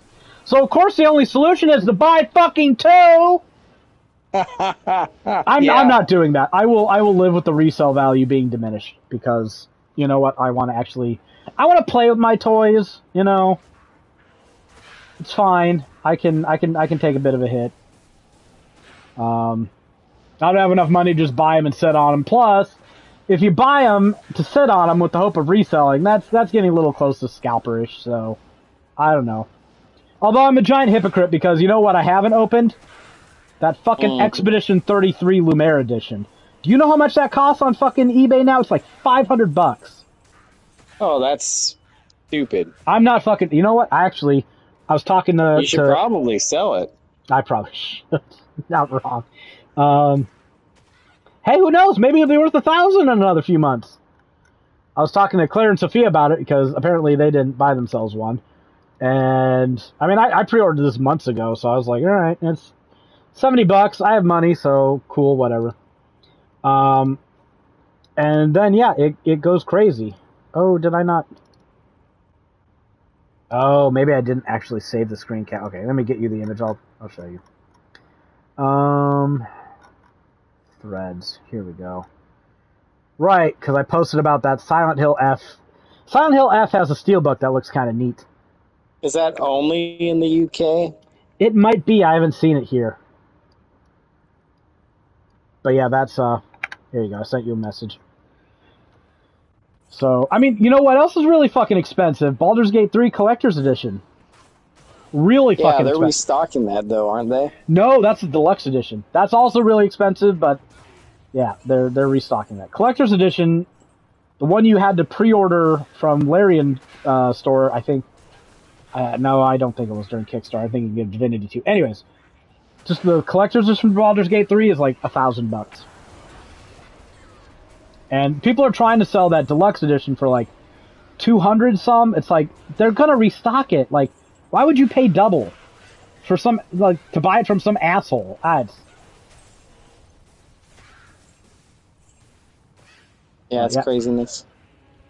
But yeah, that's game collecting for you nowadays, though. Yeah, it's fraught with peril, shall we say. Speaking of game collecting, Gex Trilogy will launch digitally for PlayStation 5, Xbox Series, Switch, and PC via Steam on June 16th. Publisher Limited Run Games announced.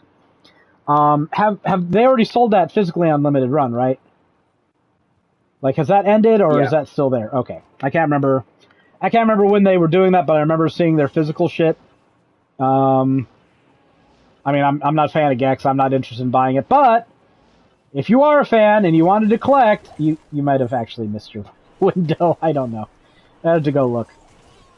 But hey, if you missed your window and you don't care about collecting or owning it, you will still be able to play the games by renting them digitally.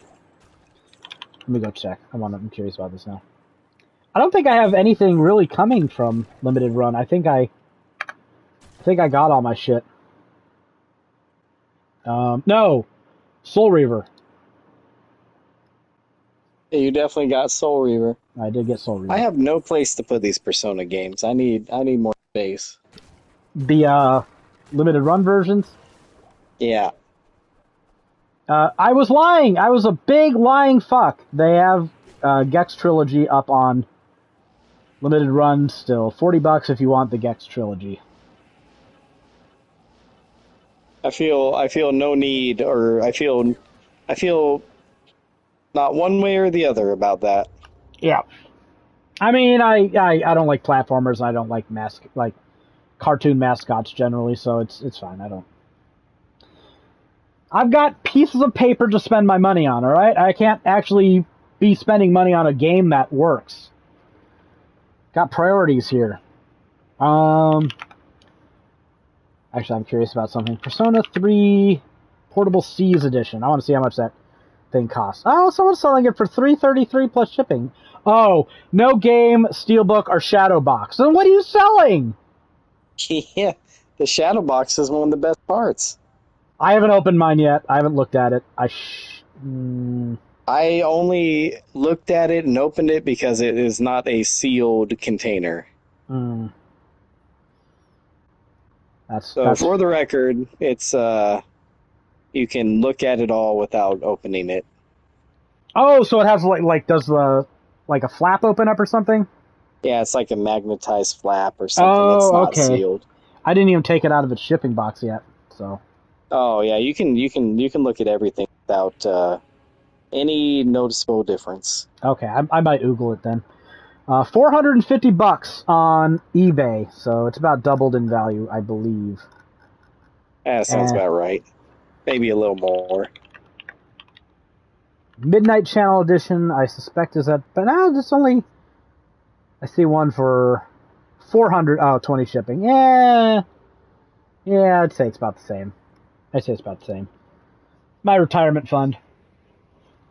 You know, we almost didn't have this podcast today because I was fucking around on my PlayStation, and Moxie comes in here, and all right, we're trying to get Moxie to be more social.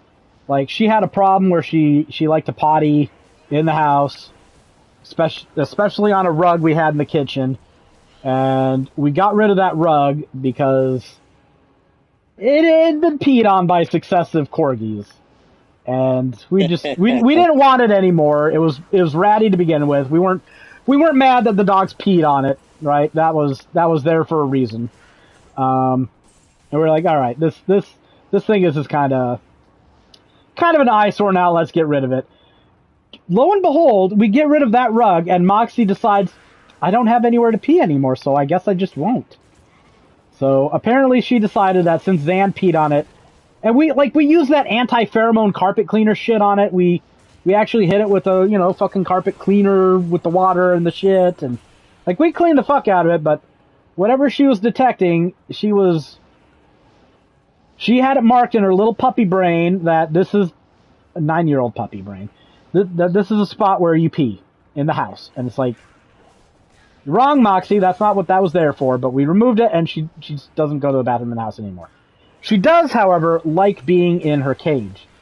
Pretty much all the time. And I don't know, she was kept as a breeder dog for the first 5 years. I don't know if they just kept her in a cage a lot. It does make me angry. Like Moxie and Yangus, and maybe that's why she's just used to it and prefers it. Yeah, but they react to things like if you put your foot near them or you step near them or you're just walking, sometimes Yangus will have a bad reaction and he'll skitter away with his fucking ears down and look upset. And it's like, buddy, I'm just walking down the hallway. But you know the reason he does that, right? Somebody kicked him. Somebody kicked him at some point. Like, what, Zan... just once? Well, or beat him? Enough. I don't know how many times, but enough. Zan and Joker do not understand that a fist is something that can hurt you. Because we got them at 4 months. Presumably they were never beaten because they don't have a reaction. Zan doesn't like feet. I don't know why. Joker doesn't care. But it does make me upset when those dogs react like that, because I'm like, how are you gonna beat a poor little they're a little fluffy loaf of bread? What could these things ever do to make you want to beat them? Yeah. That bugs me, but so she stays in her cage as much as she possibly can. She's free to come and join us and fraternize, but she likes being in her cage. And we close the cage because we're trying to get her to come out and spend more time with everybody else. So she just decided that she's going to sleep in the kitchen next to her cage. So it's not working, so we probably should just open the cage up so she can go back inside and feel safe or whatever. But she came in my room earlier and jumped on my couch, and I'm like, why did she decide to come in here now? And then 20 minutes later, I hear thunder. I'm like, oh, okay. So we had some storms roll in at about 7 o'clock, I want to say. And I was like, I checked the forecast. I'm like, it doesn't say we're getting anything until tomorrow. And I go to the precipitation tab, and there's just like a little spike for precipitation at like 7. I'm like, and it goes down like shortly afterwards. I'm like, well, this ain't shit. I don't know. I don't think we got a delay for this. Plus, it's gonna storm worse tomorrow, supposedly. So, but Moxie's on my couch right now, upside down in the crack between the cushion because she sensed thunder, and she's not afraid anymore. I don't think. But she came up here and she doesn't want to leave. So Moxie is my ever faithful storm alarm. She can sniff these things out. All right. But that is the end of the news, plus a whole lot of redundant chatter and gossip. We have one more thing left to do before this podcast goes, and that is AI Somnium Files, Day 3 Blue Route. Oh my god, the blue route. Such a big change from the red route. Yeah, okay. So, But you know what? I'm just going to say for the record, I think that the green route is probably the most messed up one. Is it the best? No. Well, no. Which one's the best? The pink one? The true ending? You know, I am going to say... God, best is so hard. That's such a hard fucking question. Well, I'm not really happy with any of the endings so far, but I've only done yellow and red, so like Oda... I mean, Mizuki wasn't terrible. Yellow wasn't that bad. You just don't solve anything. Yeah, Mizuki wasn't terrible. It was one of those heartwarming endings where nothing gets resolved except Mizuki's less of a brat at the end. But I don't know. You know what? Green probably is the... I mean, pink is obviously the best, right? Because it's the ending, like the true ending. It's the true, because they literally label it true ending. But green is more earth-shattering than any other route. Well, yeah, because apparently people get chopped in fucking half during it. Yeah, but she got locked after that, right? Yeah, she couldn't finish it. Yeah. So I'll say the full green half, the full green route, the latter half of it is, I mean, people getting chopped in half, that's shocking enough, but you're dipping your toe in the water, it turns out. No, it gets worse. Or better. It's I don't know so much worse. So what's your impression of the game now that you've beaten it? Like, where would you put it as a score? Really, really good. I mean, I don't think it's quite as good as 999, but it's really good. It's not. I mean, I'll still take Steins Gate over it from best visual novel I've ever read, but it's up there. I was gonna say from Sakura Succubus to Steins Gate. Where along the scale does that line? To Steins Gate, yeah, for sure. I didn't even hate Sakura Succubus. It's just, it is what it is. It's a porn VN with the porn cut out. It's as good as 999 is, and I think it's maybe a step below Virtue's Last Reward. Those are other things we'll have to get to at some point. And just gotta get to them. Steins Gate and Virtue's Last Reward are almost neck and neck. If somebody liked Virtue's Last Reward better than Steins Gate, I wouldn't blame them. I would. Do I have a ringtone from Virtue's Last Reward on my phone? No, I do not. Have you played Virtue's Last Reward? Am I gonna end up with another ringtone on my phone? See? I mean, I've got a message tone I could use. So it's okay, whatever. We'll see. Yeah, we'll see. you may very well one day have another ringtone. That's so good. It's so good, and it gets your attention. It's just annoying enough that you want to stop it, but not annoying enough that you don't want to hear it. You know what I'm saying? Oh, I'm playing Coffee Talk 2 right now. I still didn't beat the first one. This one character just said about this guy having some memory problems. This one character just replied to him that being forgotten is bound to happen anyway. That's true.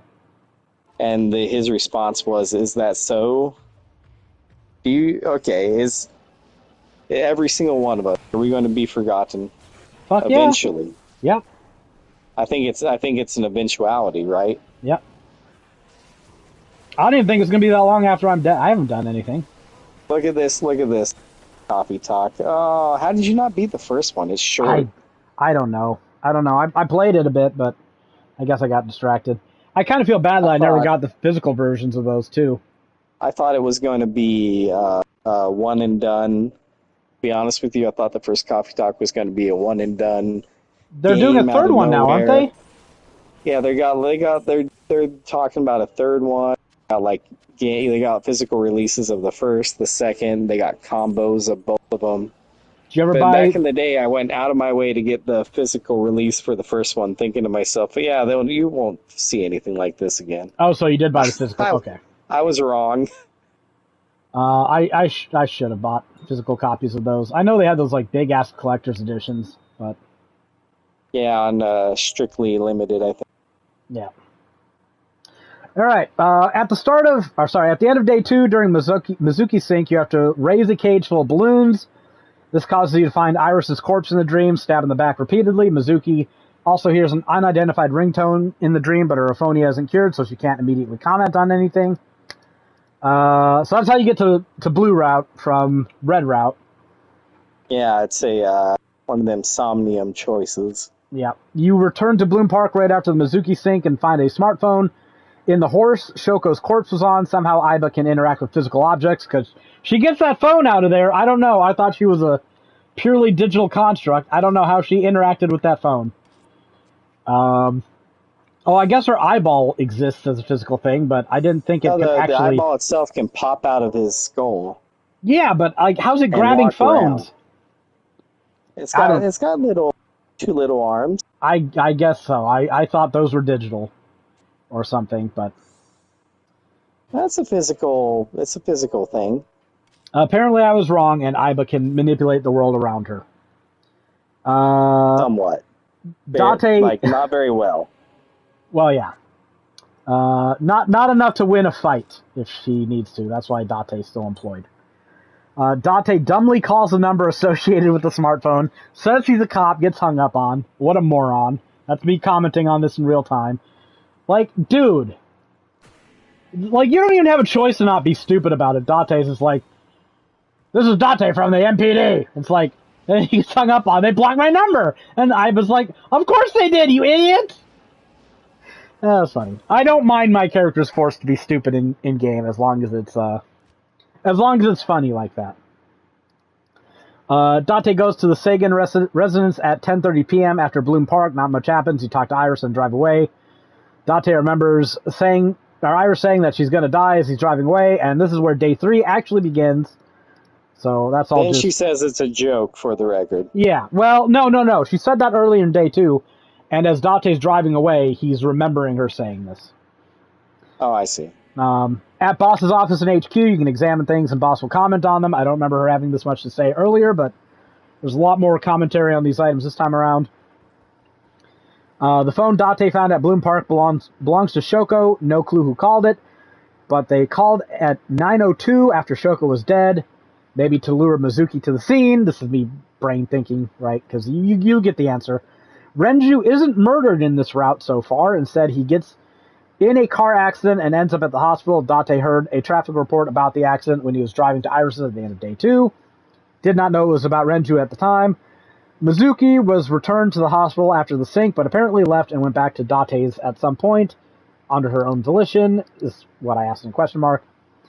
You now have 3 destinations: Central Hospital to go check on Renju, the Date residence to go check on Mizuki, or Marble to finally go meet Mama. If I remember correctly, the Marble meeting is basically the same as your first trip there in the Red Route. Like, it mostly covers similar stuff, except you get to watch sooner. Yeah, lots of stuff feels very familiar. Yeah, so you're there's getting other your stuff like Renju in the hospital. Like, wow. Yeah. At the Date residence, Hitomi Sagan, Iris's mom, is waiting. Mizuki is pumping iron.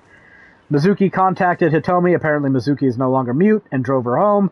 Hitomi is Mizuki's teacher, and I also asked myself the question, wasn't Hitomi also a classmate of Renju's back in the day? This bitch is sus as hell. They do confirm that later on in the conversation. Date tries to... She's got more ties to people than you first think. Yeah, and anyone that tied to so many people getting dead, I don't know. Bitch is sus. She's gonna end up... She's been holding a grudge for 16 or 18 years. She's gonna end up a serial killer in one of these routes, at least. Or something like that. However long it's been.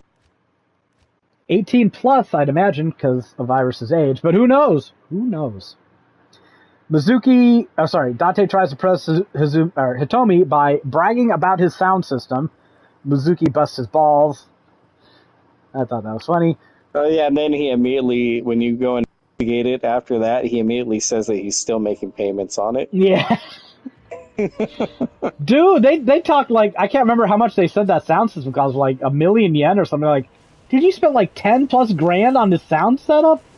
Bro. Yeah, he's an audiophile apparently.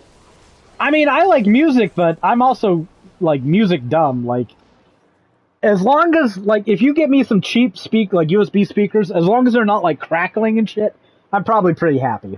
So I don't have the ear or brain processing to go, the treble balance in this is really good. I feel the same way, and like I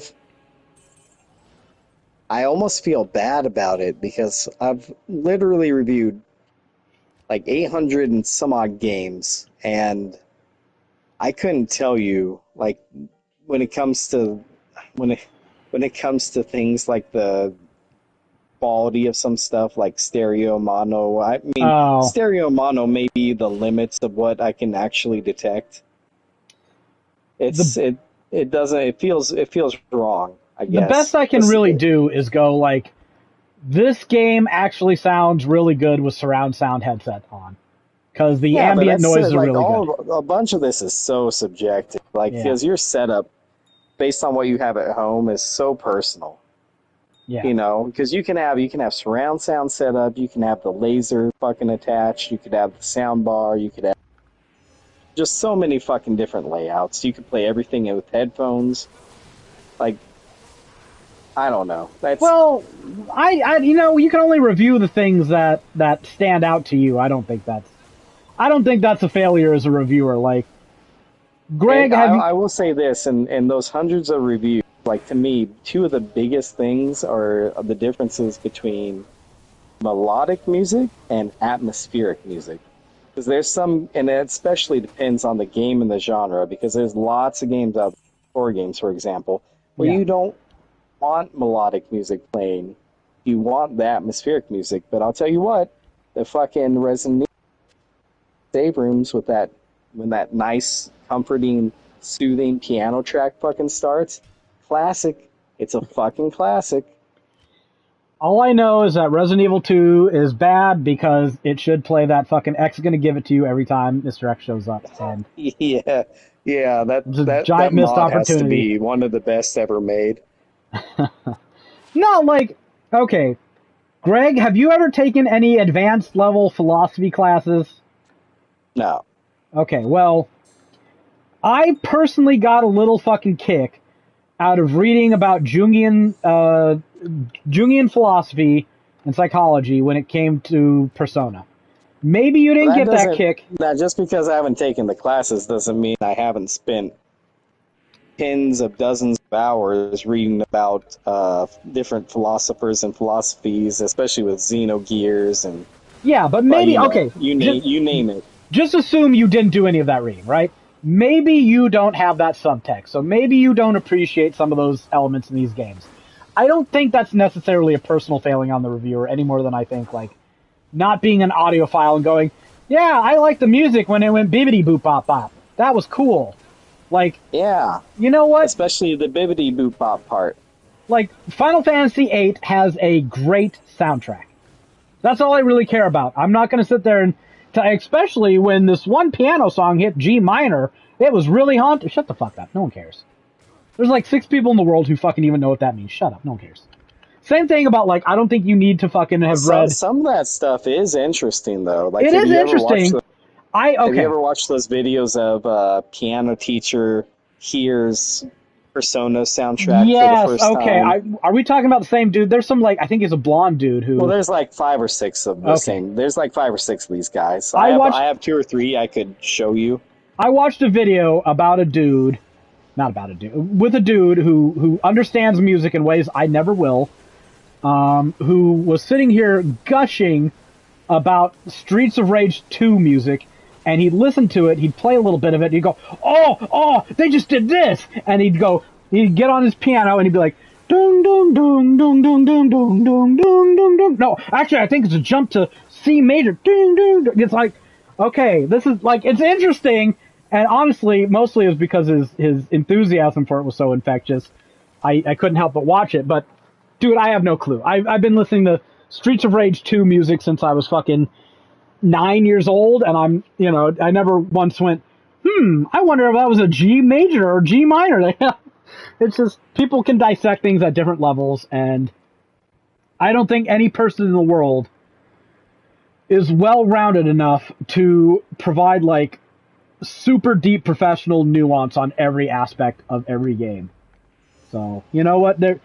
Every review is going to be flawed by the curse of subjectivity and simple fucking lack of eternal. Music in particular is one of the most subjective things, anyways. But there are people out there that will give commentary, and you're like, God damn. Yeah, I wish I knew what he was talking about. Some of them are sitting there with like a guitar in their hand, and they will just, after like a couple, I don't know, like 30 seconds of hearing a track, they'll just start playing along with it. Like, oh my God, you're too good. There are a lot of like the other side of that coin is somebody like Joe from GameSack, right? Where he can go on about the graphical technicalities of something, right? And you'll be like, come on. I'm glad that I don't notice that shit personally. I really am. You know how bad something's like performance has to be? All his thoughts on music are, it sounds pretty good, I guess. It's all right. It did the boop boop bop bop when I wanted it to do the boop boop bop bop. I mean, that's where I am with music too. I can tell you that there's some OSTs and tracks I really like, and I'm not going to be able to tell you that much. Okay. I will tell you. Here's a secret to making music that Nathan likes. I like drums. I'm particularly fond of snare drums. I can't tell you why, but if you have a good fucking a snare drum beat in there, especially if it becomes like the lead for certain stretches of the song, I will probably like it a lot. I like choral music, although that is not enough. Like having a choir chanting something in the background is not good enough to instantly get me to like it. Sometimes it really helps. Some of it is. Sometimes it really... Okay. One Winged Angel, fantastic. And the choir does a lot of work. Remember the first time you heard One Winged Angel? I do. I was in my grandparents' basement playing that shit after we moved back from Germany. I feel the same way about the Ultima theme song from Final Fantasy XIV. There's a number of choral tracks that are all just real. Like, I mean... Skyrim used the choir quite effectively. Yeah. You're right. Skyrim had really good... I don't even want to call it... Well, I guess it was choir, but most of the good parts were the fucking chanting. That shit made you want to huff along to it. I didn't need to know what they were saying. I understood the word Dovahkiin, but everything else is like blah, blah, blah, blah, blah, blah, blah, blah, blah, blah, blah, blah, whatever. It's fucking great. See, there's my fucking musical discourse there. That's how I review it. Blah, blah, blah, blah, blah, blah. Blah, blah, blah, blah, blah, blah. It was really catchy. And I'll say this, too. I really like stupid, over-the-top, like, hero music. This is, like, one of my pet peeves when it comes to the Total War games. They toned it down during, like, Total War Empire, and ever since, and they used to have some of the best, most bombastic, fucking crazy-ass, awesome music for their battles. And then they decided, no, the History Channel used our video game to create a miniseries about ancient battles, so now we are more respectable. Bitch, they didn't use that game. They used Rome Total fucking War, the one with the cool music. Makes me mad. Makes me mad that they killed the fucking glory music for a more subdued score. You, like... Really, really quick, I did just, I finished Baldur's Gate 3. Yeah. Speaking of tracks that hit me, whenever they have singing in a track and it directly talks about the story, like Baldur's Gate 3 tracks that does that, and it's just so good. Have you seen the Carbot animation skit they did about one of the songs in Baldur's Gate 3? No. Oh my god, it's so good. But then there's one song where this girl's just singing about the fate of Baldur's Gate and how things aren't decided yet because a new person has joined the game. Oh, right, and they've been dealt a new hand. And she's of course talking about you making your character and joining the story, right? Yeah. Just so good. So good. Baldur's Gate 3 had a few, like, I'll say this, like, I will talk shit about Expedition 33. Some aspects I didn't like.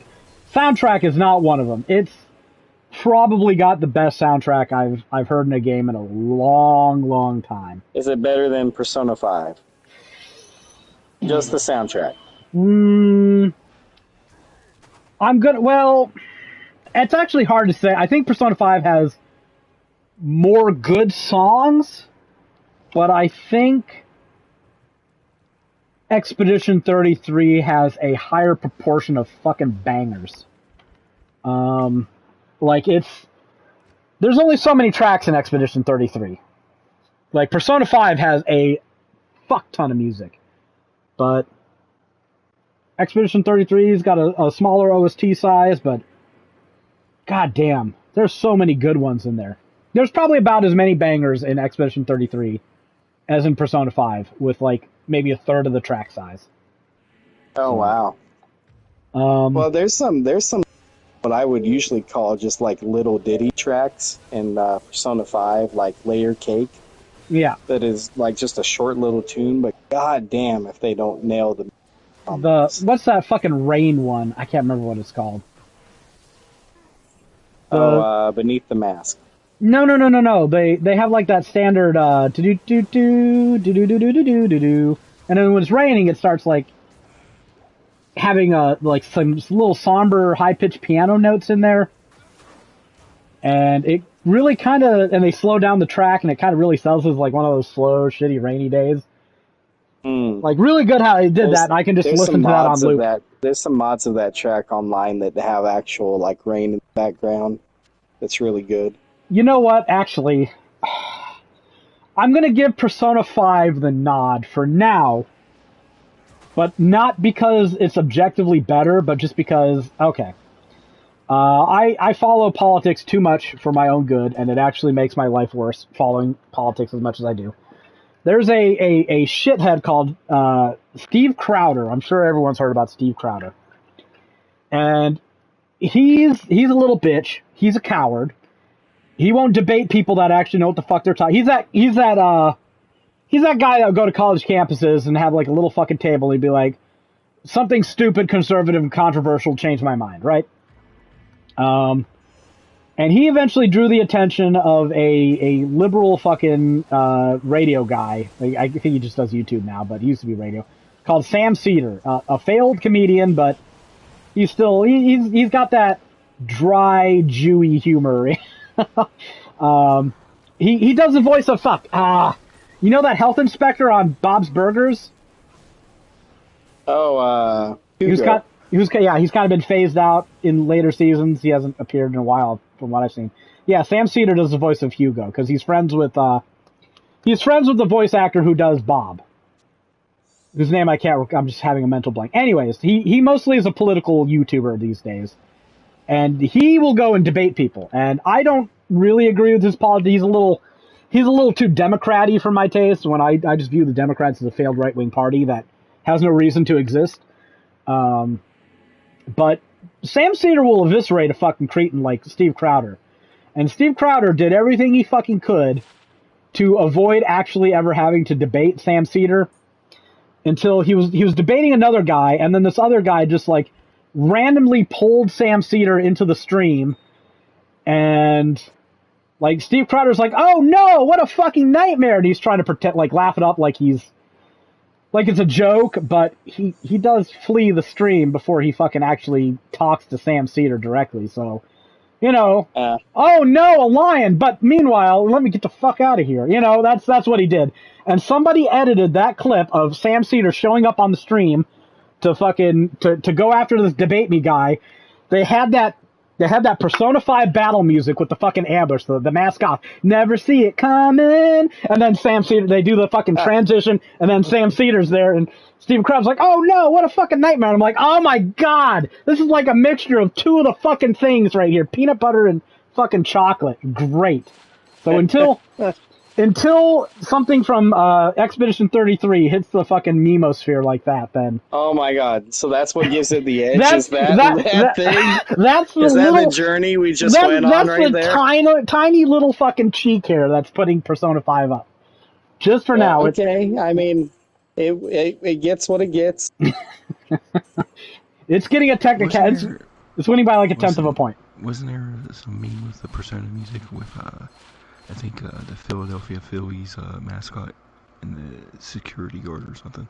Maybe. There's been a couple of Persona. See, this is what I'm saying. Like, Expedition 33's music needs to hit the memosphere, and then we'll talk about parody. But I think most of the Expedition 33 is not like poppy or like it's very somber. It's very somber. So you'll be in the you got to be in the feels for that, and then it's really good. Like there's like 3 tracks that are absolutely great, and I love them all, but only one of them's like really up tempo. So, we'll see. But I sent you that Carbot clip that they did. Like Carbot usually comments on some of the like gameplay with their skits. Like their Diablo 2 ones were really fucking good. Clearly they played too much Diablo 2, and they made a bunch of skits that'll make you giggle like a fucking 3-year-old if you know what is going on. This one just seems to kind of be like a music video. It depicts that fight with the goblins before you get to the druid camp at the beginning of the game. So, but I love the animation set to that. I don't know why. Anyways, we were talking about goddamn AI, and I'm getting led off on tangents here. Oh yeah, we were. Well, we can't help it. I mean, Expedition 33 is kind of the hotness, right? Yeah. Yeah, I mean, I think it's a good game, but I haven't played fucking Metaphor. Goddamn, it does shit to annoy me. It's not getting more than 8 out of 10, and it annoys me that much. If they just had like a dedicated turn-based mode, it'd probably be a 10 out of 10. Like something that didn't fucking make me have to interact with these fucking terrible fucking real-time mechanics every fucking encounter.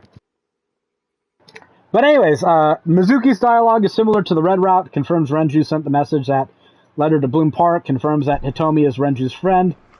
She's closer to Hitomi than the other routes led on, probably the foundation of her friendship with Iris. And by that I mean the relationship Mizuki has with Hitomi. Hitomi has a titanium plate in her shoulder. She claims she was shot in the shoulder 6 years ago, around the time Dante lost his eye and memories. Sus. Oh yeah, I mean, guaranteed Dante shot her, right? That's what okay. This is all shit I wrote down a couple of days ago when I played through this. And she can't move. She would know if Dante shot her, for fuck's sake. Come on. It was dark. And she can't move or feel her arms. Get out of here. The game even plays the Somnium scene where she was lying on the floor shot. Claims she was shot by a random criminal for no real reason. Her shooter kind of looked like a brunette Renju with no glasses, but the vision didn't show his face for long.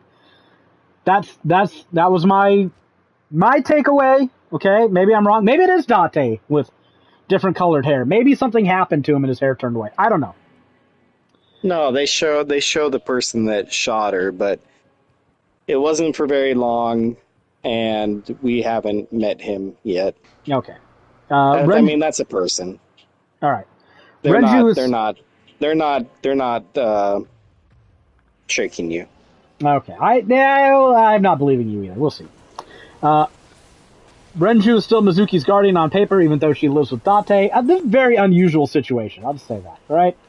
I want more backstory, or else at this point I think I will view it as a legitimate demerit. Like, well, I would feel like they would be like closer friends. Like I would have to know that I'm a fucking horrible parent, and you would have to be like my absolute best friend in the fucking world for that situation to even happen. Yeah, that's what I'm thinking. Like, bro, yeah, they're like they're definitely good friends because they go out and drink together at Mama's all the time.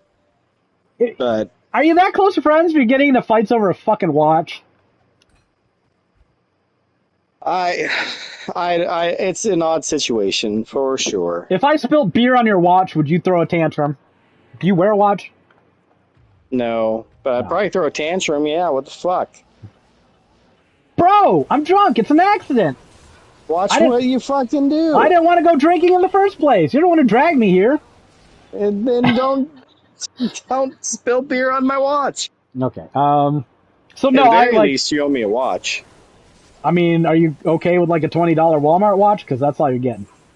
Oh, this is a special watch, apparently. Well, you're just gonna have to fuck that slut some more to get another one. You know, I beat the game, and I'm having a hard time remembering where I got that watch. He got it from he got it from a lover of his that he met after he after the divorce. Yeah. So not even a mistress, huh? Just a girl. I guess at that point you just say girlfriend. Yeah, whatever it is, lover. I mean, but that is a demerit if that doesn't end up explained at some point. Like, there's something going on that hasn't been explained. Why Date is fucking basically the parental figure of this former 8-year-old. I think Japan overestimates how competent 8-year-olds are because that would be a pretty traumatic thing if you were like just foisted off on some random fucking one-eyed dude that your dad is kind of drinking buddies with. Like, I don't know. That's weird. I want more. Well, I almost feel like that should mean that Date was also part of this friends group back in the day. I mean, he knows Shoku. He knows Renju. He doesn't know Hitomi. That's kind of... how do you know those two but not Hitomi? But then again, he didn't know about the Kurakama either, so... Clearly he's not that close to this group. As far as I know, anyways. He went out of... Like, my first instinct was Renju's known Date more than 6 years then. Yeah. Well, I mean, he's got amnesia, so there's clearly something more coming. Than 6 years. Yeah. Well, yeah, probably. But, you know, he has amnesia, so it's not like Date can be like, oh, yeah, we went to high school together, or whatever. We came from the same orphanage, you know, all that stuff. Yeah, but I feel like Ava could easily look that stuff up. You'd think so, but apparently, like, that has to be being suppressed, because there's no way Boss is that flighty about it, and it's just like, no, this doesn't really matter. Don't look into it, but it's also not a big deal. Well, she's prone to that type of thing, like how she guarantees that the killer is not the same killer from before. Because she knows. She won't. But she won't fucking tell us why. Yeah, she knows shit. She's onto something. Oh, Jared posted something on video. Is this that clip? The Philadelphia. Oh, okay. Yeah, I remember this one. The baseball one, right? Sorry, I gotta watch this. Oh, is this one? Oh, this is that dance-off? Yeah, I remember this. It's been years since I've seen this one. This security guy is just the best, man. This mascot gets so owned. Oh, I know what you're talking about without even seeing it. It's so good. This security guy just shaking his head. He's like, give me some space. Puts up the block animation. And he goes, there we go. I'll show you dancing. Oh my god. This dude has a gene for dancing. I ain't got that. Alright. Let me get back to this. Stop giggling at old fucking videos. Where's my VN chat? There we go. Renju went out of his way to send Mizuki to the school Hitomi works at. Sus. Maybe because he felt safer with Mizuki being taught by one of his old friends, who I don't think I've ever heard of them interacting thus far in the game. So, although he was dead the entirety of Red Route, so that probably stymied things a bit. Then I went to the hospital. Renju wasn't there. A nurse claimed he snuck out at night post-surgery with internal injuries and surgical wounds that would open up. He really didn't want to be at the hospital. The Lemniscate receptionist, I think Dante just calls her. She claims that Renju decided to rent out Sunfish Pocket with little notice. This adds Sunfish Pocket to the list of places to search. I think he did the same thing on Red Route, and that's how he ended up there dead, as far as we know. That was at least the background for how he ended up there dead. He had it cleared out for some private function, and then, decided to go hang by a meat hook, as you do sometimes. As one does. As it happens, yep.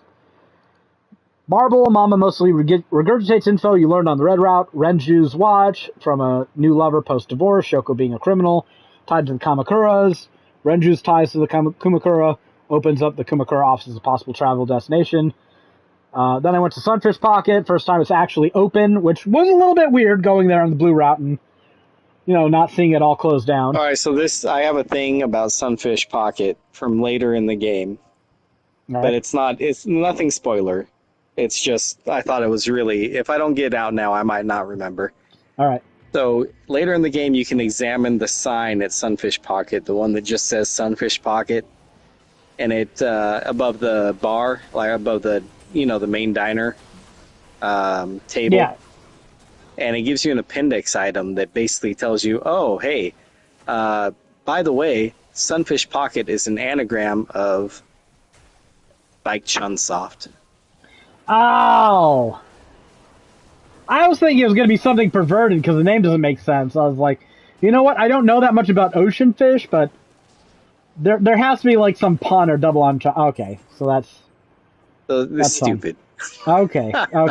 I thought when I saw that though, I did a double take and then I'm like, yeah, you're clever. I thought it had to mean something because the name is just kind of stupid.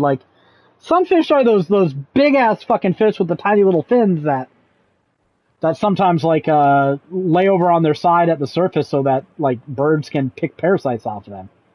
And I'm like, why would you pick one of the ugliest fucking things on this fucking planet to be a mascot for a maid cafe? And where are their pockets? And I'm they know what they're doing. Yeah, apparently I didn't. So okay, that's funny. First time it's actually open was closed all during red, green, yellow route, at least from what I've experienced. Probably because Renju was strung up like a caught fish on the end of day 2. You can x-ray the mermaid and oogle her hip bones for a trophy.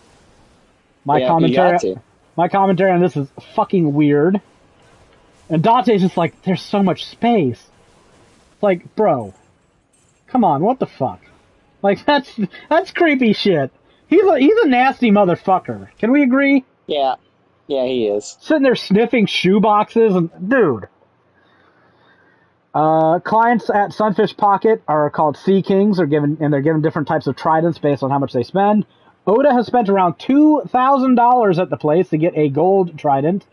Given the cost of the menu items, that probably I thought that was like $200. No, it's like 20,000. Is it? You might be right. Actually, I think it might have been 20,000 yen. If you take off 2 zeros, it's about 200. You're right. But still, gold isn't even. Gold is like the second to. Gold is like the middle tier in that place. Yeah. Was it 200? I can't remember how many yen he said he spent at it. It was either 20,000 or 200,000. And either way, what you learn about Oda later on, it's like, motherfucker, why are you wasting your parents' money like this? You little piece of shit. Oh, he's a bastard. Oda sucks. I don't think we hate him enough. Apparently, Oda was around yesterday at 6:30, but the whole place was rented out. Fits with what the Lemniscate receptionist said earlier. I don't think I learned exactly when Renju left the hospital. That's probably coming up on day 4, I'd imagine. He couldn't waste his money on Sunfish. You go there. free roam things, and he's freaking gone, and they don't know. Like, the nurse doesn't know when he left. Yeah, I don't. Now that I think about it, I don't think I got a time for when he snuck. Well, I guess they wouldn't know, but I remember that because you need to talk to him. Like, you Yeah. always need to talk to him, and on the blue route, you find him dead. Yeah. Or not the blue route, the red route. Yeah, I'm not surprised. That was a good scene, though. A good way to end day 2 on the red route, wasn't it? Yeah, it was. Oda couldn't waste his money at Sunfish Pocket, so instead he wasted it on a new phone. Oda recorded Iris' stream last night after Date left and somebody rang the doorbell, interrupting the stream. Iris cut off the stream afterwards. I'm opining, did Renju show up there? The visitor arrived at 2 a.m. Where do we go from here? Date tries to call Iris, but he's call denied. He has a flashback to Iris' corpse and Pewter talking about prophecies. Then I went to the Kumakura offices. Largely plays out the same as in Red Route. Date beats up the henchmen, talks to Moma. Learns that Moma took over the Kumakura 6 years ago, same time Date lost his memory. And his brother, the former leader, Rohan, jumped off a building last year.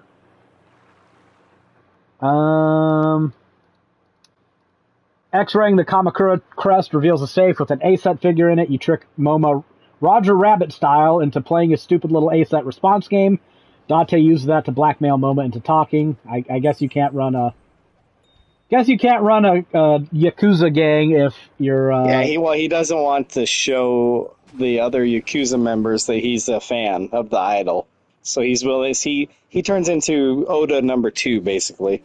I think being, like, horny for an 18-year-old, like, when you're his age, that's not cool, but you also got to keep in mind he's a Yakuza, so it's probably, like, the least bad thing he does. Well, also, his subordinates are right there. Yeah. I don't know. I don't think it's worth, like, giving up super sensitive information over, but you know what? Maybe he's more worried about it than he should be. I don't know. You learn that Rohan was beaten with a bat and suffered brain damage because of it. Only affected one hemisphere of his brain, the right, something to do with the original Cyclops killer. And because if one of your eyes isn't working, you're functionally a Cyclops, even if you don't quite have the full aesthetic down. Although, you know, when you think about it too much, Date is a little bit of a Cyclops himself. So the boss hasn't told us, but is the reason she's so sure, and of course I know the answer to this, but I'm gonna tease it anyways. Is the reason she's so sure that it can't be the same person is because Rohan jumped off the fucking top of a building. Yeah, they're like, pretty how strongly. Much more of a guarantee can you have? They're pretty strongly hinting that Rohan was the original Cyclops killer. I can't remember which route they did that in. 6 years ago, Rohan shot a guy in a house, saying there was some threat that could bring down the Kumakuras. The same time Hitomi was shot. Date promises to let Moma meet Iris, then leaves. I don't think he's going to make good on that, but I could be wrong. After visiting all the locations, you ride back to Abyss headquarters. Date and Aiba concoct a self-destruct protocol, code 41205, followed by a lie, probably not the best idea, considering that Date lies all the time. You just might want to pick something a little more foolproof if you're Date. That's all I'm saying. Yeah, but it has to be a minute after saying those 5. I think that's a fail safe. But you're never going to say those five numbers and then tell a lie within a minute. But Date's always lying. That's like, yeah, okay. But he's not always going around saying 41205. Yeah, 41205. But like, okay, I would still want the secondary foolproof to be a little more like, okay, here's this number code, and then after that, if I take a deep breath, then do the self-destruct. Like, I could take a deep breath at any moment. I don't know. I'm just saying that I don't think that's a good call by my boy. All right, I think he's been huffing too much shoe vapor. Date wasn't a cop before he lost an eye / memories. Boss recruited him. He calls her a good friend. I haven't seen much evidence of that so far. He got Aiba a year later. Doesn't make much sense to put a super powerful AI in the head of a relatively new amnesiac cop. But that's just my opinion. There's probably something behind that. We will see. Date tells Aiba to try to call the number they found in Bloom Park using Shoko's number and impersonating Shoku's voice. By calling the answerer an imposter, we learned that the line belongs to Sojima. I don't know if you can pick any other options. I just called him an imposter, and he got huffy about it. After that, you get a call from HQ replaying number 89's message, same as the red route. And then you go to the Sojima residence. So lies about knowing Shoko, so Date has Aiba call So's phone using Shoko's number. He admits to lying, denies everything else, leaves after asking if Date has a warrant. I really hate Sojima's shit-eating grin. They did that so well, because he's always right, though. Like, Dante is always going over there. Yeah. With nothing. I don't think you followed protocol. No concrete evidence, no warrants, no paperwork. They did design this character really well. He's got a sublimely punchable face, and that is intentional. That is intentional. You just want to hit this little prick. So leaves and drives to the warehouse. Aiba tracks him via GPS. At the warehouse, So leaves just after Date arrives. Aiba's out of battery, so Date's going solo, i.e. with one eye and no advanced analytical tools. You find Iris's frozen corpse with stab wounds on the back on the table in the warehouse. Her eye is gone.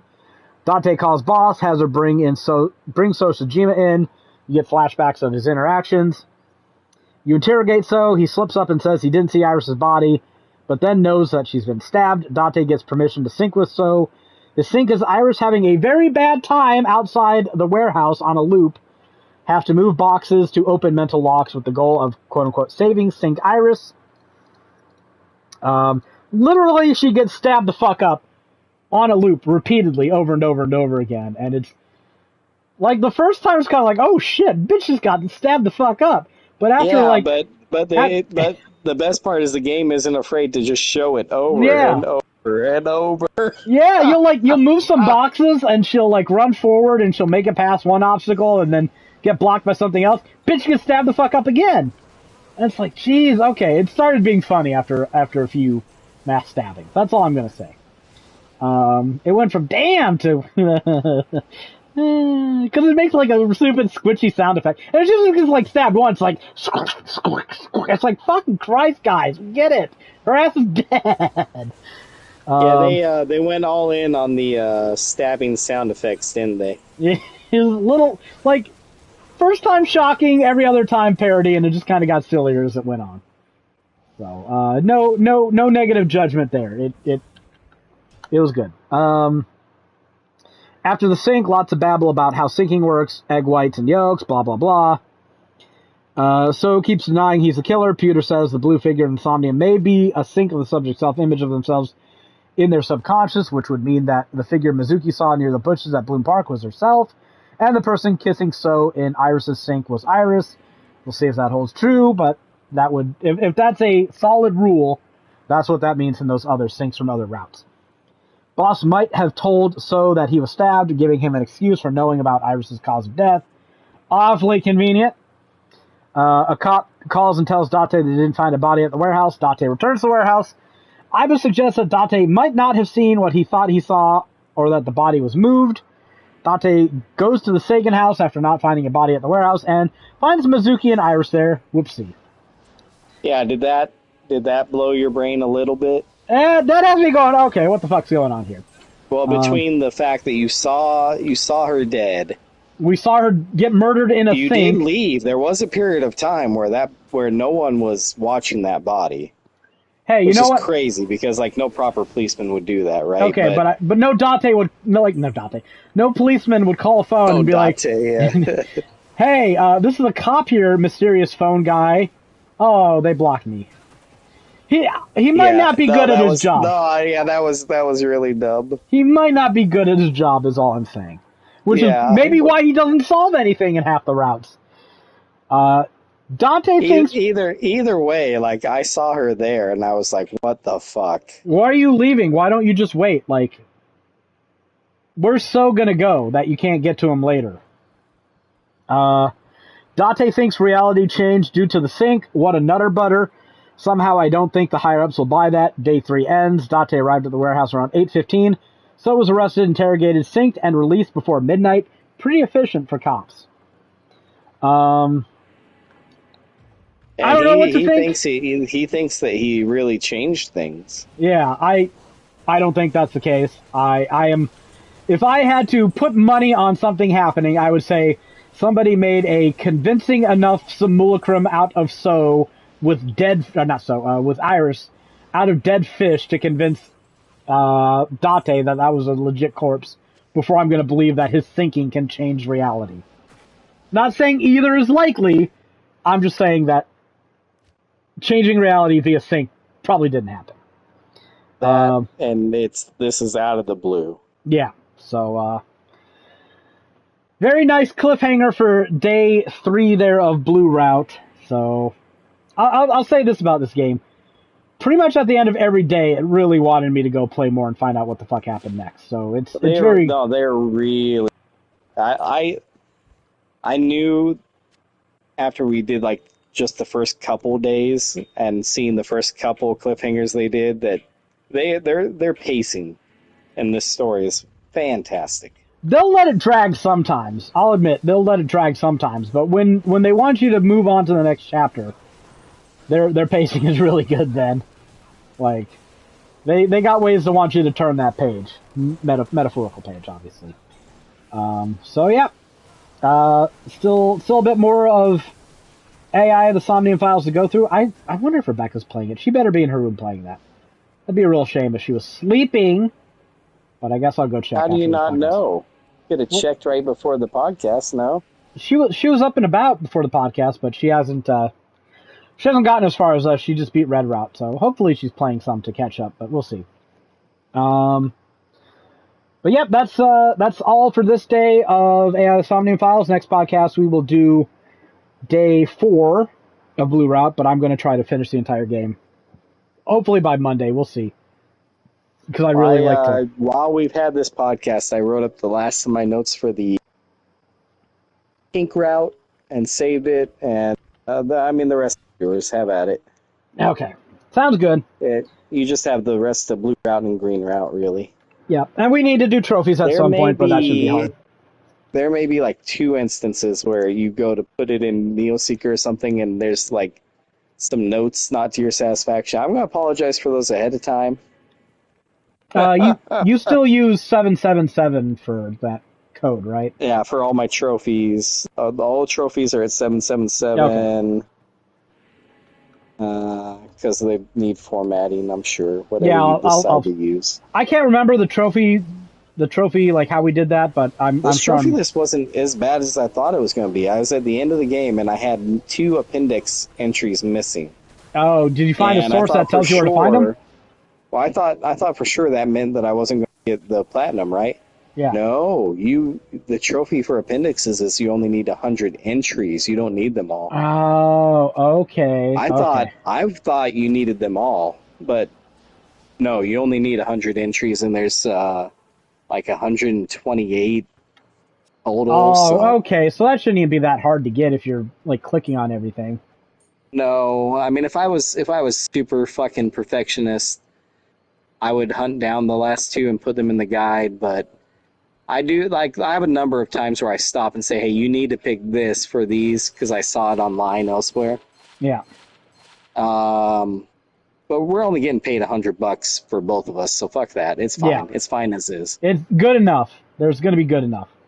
Yeah, well, you're going to get the platinum, so you should be fine. Yeah. What do you care about? Well, I don't know if there's a guide that has all of them in there, and I'm 100% certain there's multiple ways to get them, so it would be a lot of work. I'd have to like delete my saves and start a new thing to really have a shot at getting these and I don't think it's worth it. I don't think it's worth it. Not for $50 each, it isn't. I think I'd be happy just saying in the trophy guide, make sure to click on everything. Yeah, I feel like if you click on all dialogue, you're probably fine. I found a few things where it gives you entries if you click something like 6 times in a row. But you know what? You're still going to get the trophy, so I don't care. If you see green text, click it. If it stops being green, then you're good. Yeah.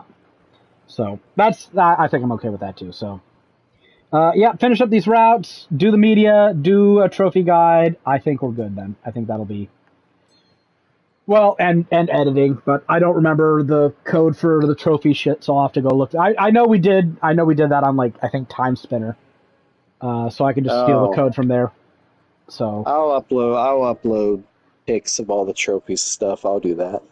yeah, I think we had trophy boxes on Time Spinner, so we should be able to just copy that, and it'll work the exact same way, exact same formatting. All right, but I think that's all I got to talk about for this episode of the 3G podcast. Somehow we still managed to push it for about 2.5 hours. Even on a light news day, we got a gift for Gab. What can I say? Yep, that's for Jared, sure. one more thing. Jared, what the fuck are your Steelers doing? Sabotaging themselves. I don't know what they're doing. Did you hear the news, Greg? No. They traded Pickens to the Cowboys. Oh, I did hear that. For like some draft picks, and it's like, I mean, that's because like, he's a fucking clubhouse cancer. That's what it is. Yeah, that's what I'm thinking too. But it's I don't know. Like, I don't know why they got rid of Justin Fields. And like, I'm a Packer fan. I've seen Justin Fields play. I don't think that highly of him, but I think he's better than the other quarterbacks on their roster. He couldn't have cost that much to sign him or to keep him around another year. I think they sent him to the fucking Jets. Sometimes a change of location is what both sides need. But he was playing good. Russ was hurt at the beginning of 2024, and he did all right. Like he won them 3-4 games. Yeah. So yeah. He's proven he can run that offense decent. So I don't know if they're still like the big word. The rumor is that hasn't like substantiated yet is that they're going after Aaron Rodgers. And okay, I don't think Aaron Rodgers is that good anymore, but whatever. Is he better than Justin Fields? Probably. So it makes sense to, I guess, trade away Justin Fields. Actually, not even. Like, sit Justin Fields behind Aaron Rodgers, for fuck's sake. See if something happens there. I don't know. But then you have, you trade for Metcalf, and you have Pickens, and if you're planning to get Rodgers, cool, you have two weapons. I don't know if it's better than who do you have on the Jets? Garrett Wilson and Devontae Adams?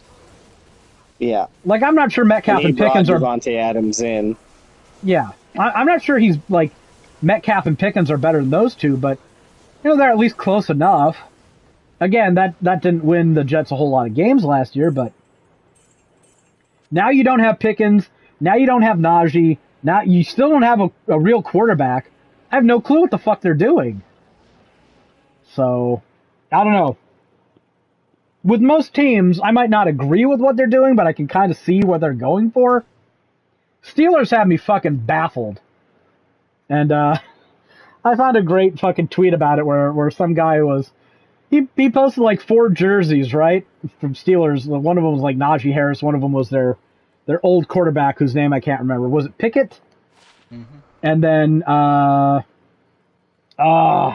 he had a Pickens jersey, I think a Fields jersey too, and he had like them all laid out. And he's like, "Well, at least they still have Pickens." And then he commented on that tweet a few months later. The first tweet was in March. The second comment was like a few days ago in May, and he went, "Oh no."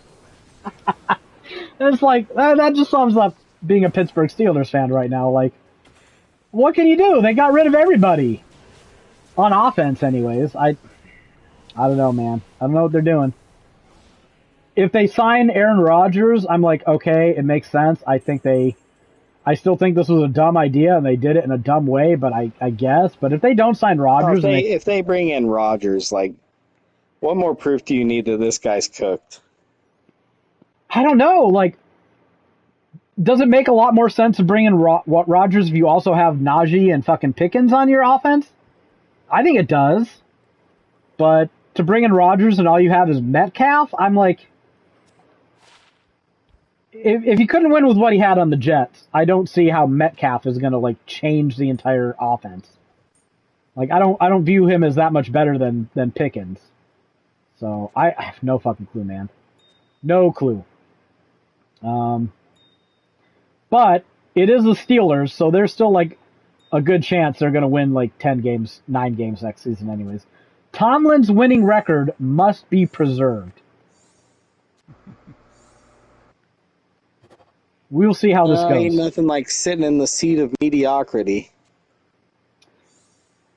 Fair, but there are a lot of teams who would kill to have won like 9 games every season for the past 15 years. You don't think a Browns fan would sign up for that?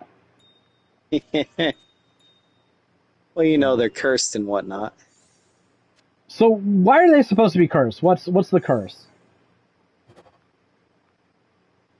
Or is this like a generic? I have no idea. Yeah, I mean, Okay. It just feels like they are, because how could you go through what they've gone through without being cursed? Really? Okay, they're cursed with the curse of ownership. They got the same problem going on that the Commanders had. They had an idiot owner. So, Like I the don't know, worst man. curse. It's the worst curse to have in the NFL, really. Like, even moving your franchise isn't as bad as a curse, because remember when the Browns used to be, the Ravens used to be the Browns, and then they moved and they instantly won Super Bowls? They're not cursed. Maybe it's Cleveland. Ohio is a pretty cursed place. All right. I don't think anybody likes Ohio. Even the people that live in there. It's like the worst. Especially the people that live in it. It's like the worst part of every state they're connected to. It's just the absolute worst Midwestern concoction. I don't even really think they're Midwestern. Rebecca was trying to argue with me a few weeks ago that Pennsylvania was Midwestern. I'm like, no, you're not. You don't have the outer hay. You don't get to be Midwestern. Get the fuck out of here. I'm Midwestern from Wisconsin. That's how you're Midwestern. I think Idaho's technically. So me and Greg are Midwesterners. But you fucking filthy Pennsylvanians, you mind Idaho is northwest. Is it northwest? Okay, well, you're a filthy northwesterner. You're thinking of Indiana, I bet. You're a spud man. Get out of here. To think I accidentally... Are you thinking of Ohio? I don't know what that is. Maybe I'm thinking of St. Louis. What's the state that's in? Yeah, Iowa. St. Louis is definitely Midwest. I'm thinking of Iowa. Okay. So I'm a Midwesterner, but you Pennsylvanians, you're just hillbilly New Yorkers. That's all you are. So Rebecca's sitting here trying to steal my Midwestern valor. I will say this though, again, going back to the politics thing. Remember a few years ago when like appealing to the Midwest was like a big thing? Why anyone would ever want to appeal to the Midwest or care what a Midwesterner thinks, I have no fucking clue. They're some of the dumbest fucking people in the world, alright? Votes? I don't know. Their vote is worth as much as yours. I am a Midwesterner. My opinion's stupid. Don't listen to fucking me. They don't even have, like, deindustrialization to complain about for why they're fucking stupid. That guy who ate crayons in your elementary school, his vote is worth as much as yours. Yeah, that's the major flaw of democracy. Like, everybody gets a vote. Oh, no, even that idiot? Yes, that idiot, too. Oh, well. I just remember that there's, like, a big kick to appeal to Midwestern voters from the Democratic Party. I'm like, why? They don't know anything. Oh, well. I grew up amongst them. But yeah, Pennsylvania is not part of the Midwest. Don't try to steal my valor. You don't get to be part of me. Don't be too ashamed, though. At least you're not part of New England. Ugh. Jesus Christ. Boston. All right, but, oh. No, we'll do this off podcast. Anyways, that's all I got to say on the podcast. Anyone else have anything, do anything, buy anything, play anything?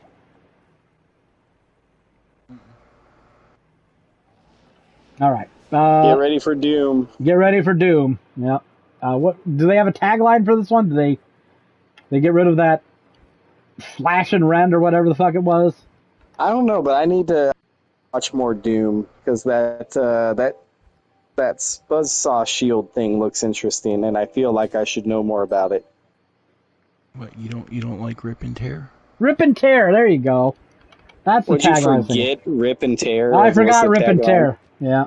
Oh wow. Yep. The funny thing is, I just saw like something about the review, and they were like, "I can't believe the story in this one sucks." I'm like, "You don't play Doom for the fucking story. What the fuck are you talking? What do you mean the story? The story's always sucked in Doom. You just run around and blast shit and well, do as the tagline says." Rip and tear, motherfucker. I don't need Doom to be a space opera. Okay, it's fine. Just give me like a half-baked reason. They're using demonium energy, and the hubris of man, the demonium energy made demoniums come and demonium at us. In 2016, I did enjoy that there was a guy trying to tell a story, and your player character could give less of a fuck. Like, he would just walk, like they'd tell him to be careful with this or that, and he would just kick it. They'd be like, "You're not going to shoot the moon, are you?" And he just shoots the moon. Like, Well, like whatever. What you're witnessing is the Master Chiefification of Doom Guy. That's what that is. Because Master Chief had those snarky fucking moments in his games too. At least the first 3. Yeah, it's something though. It's fine.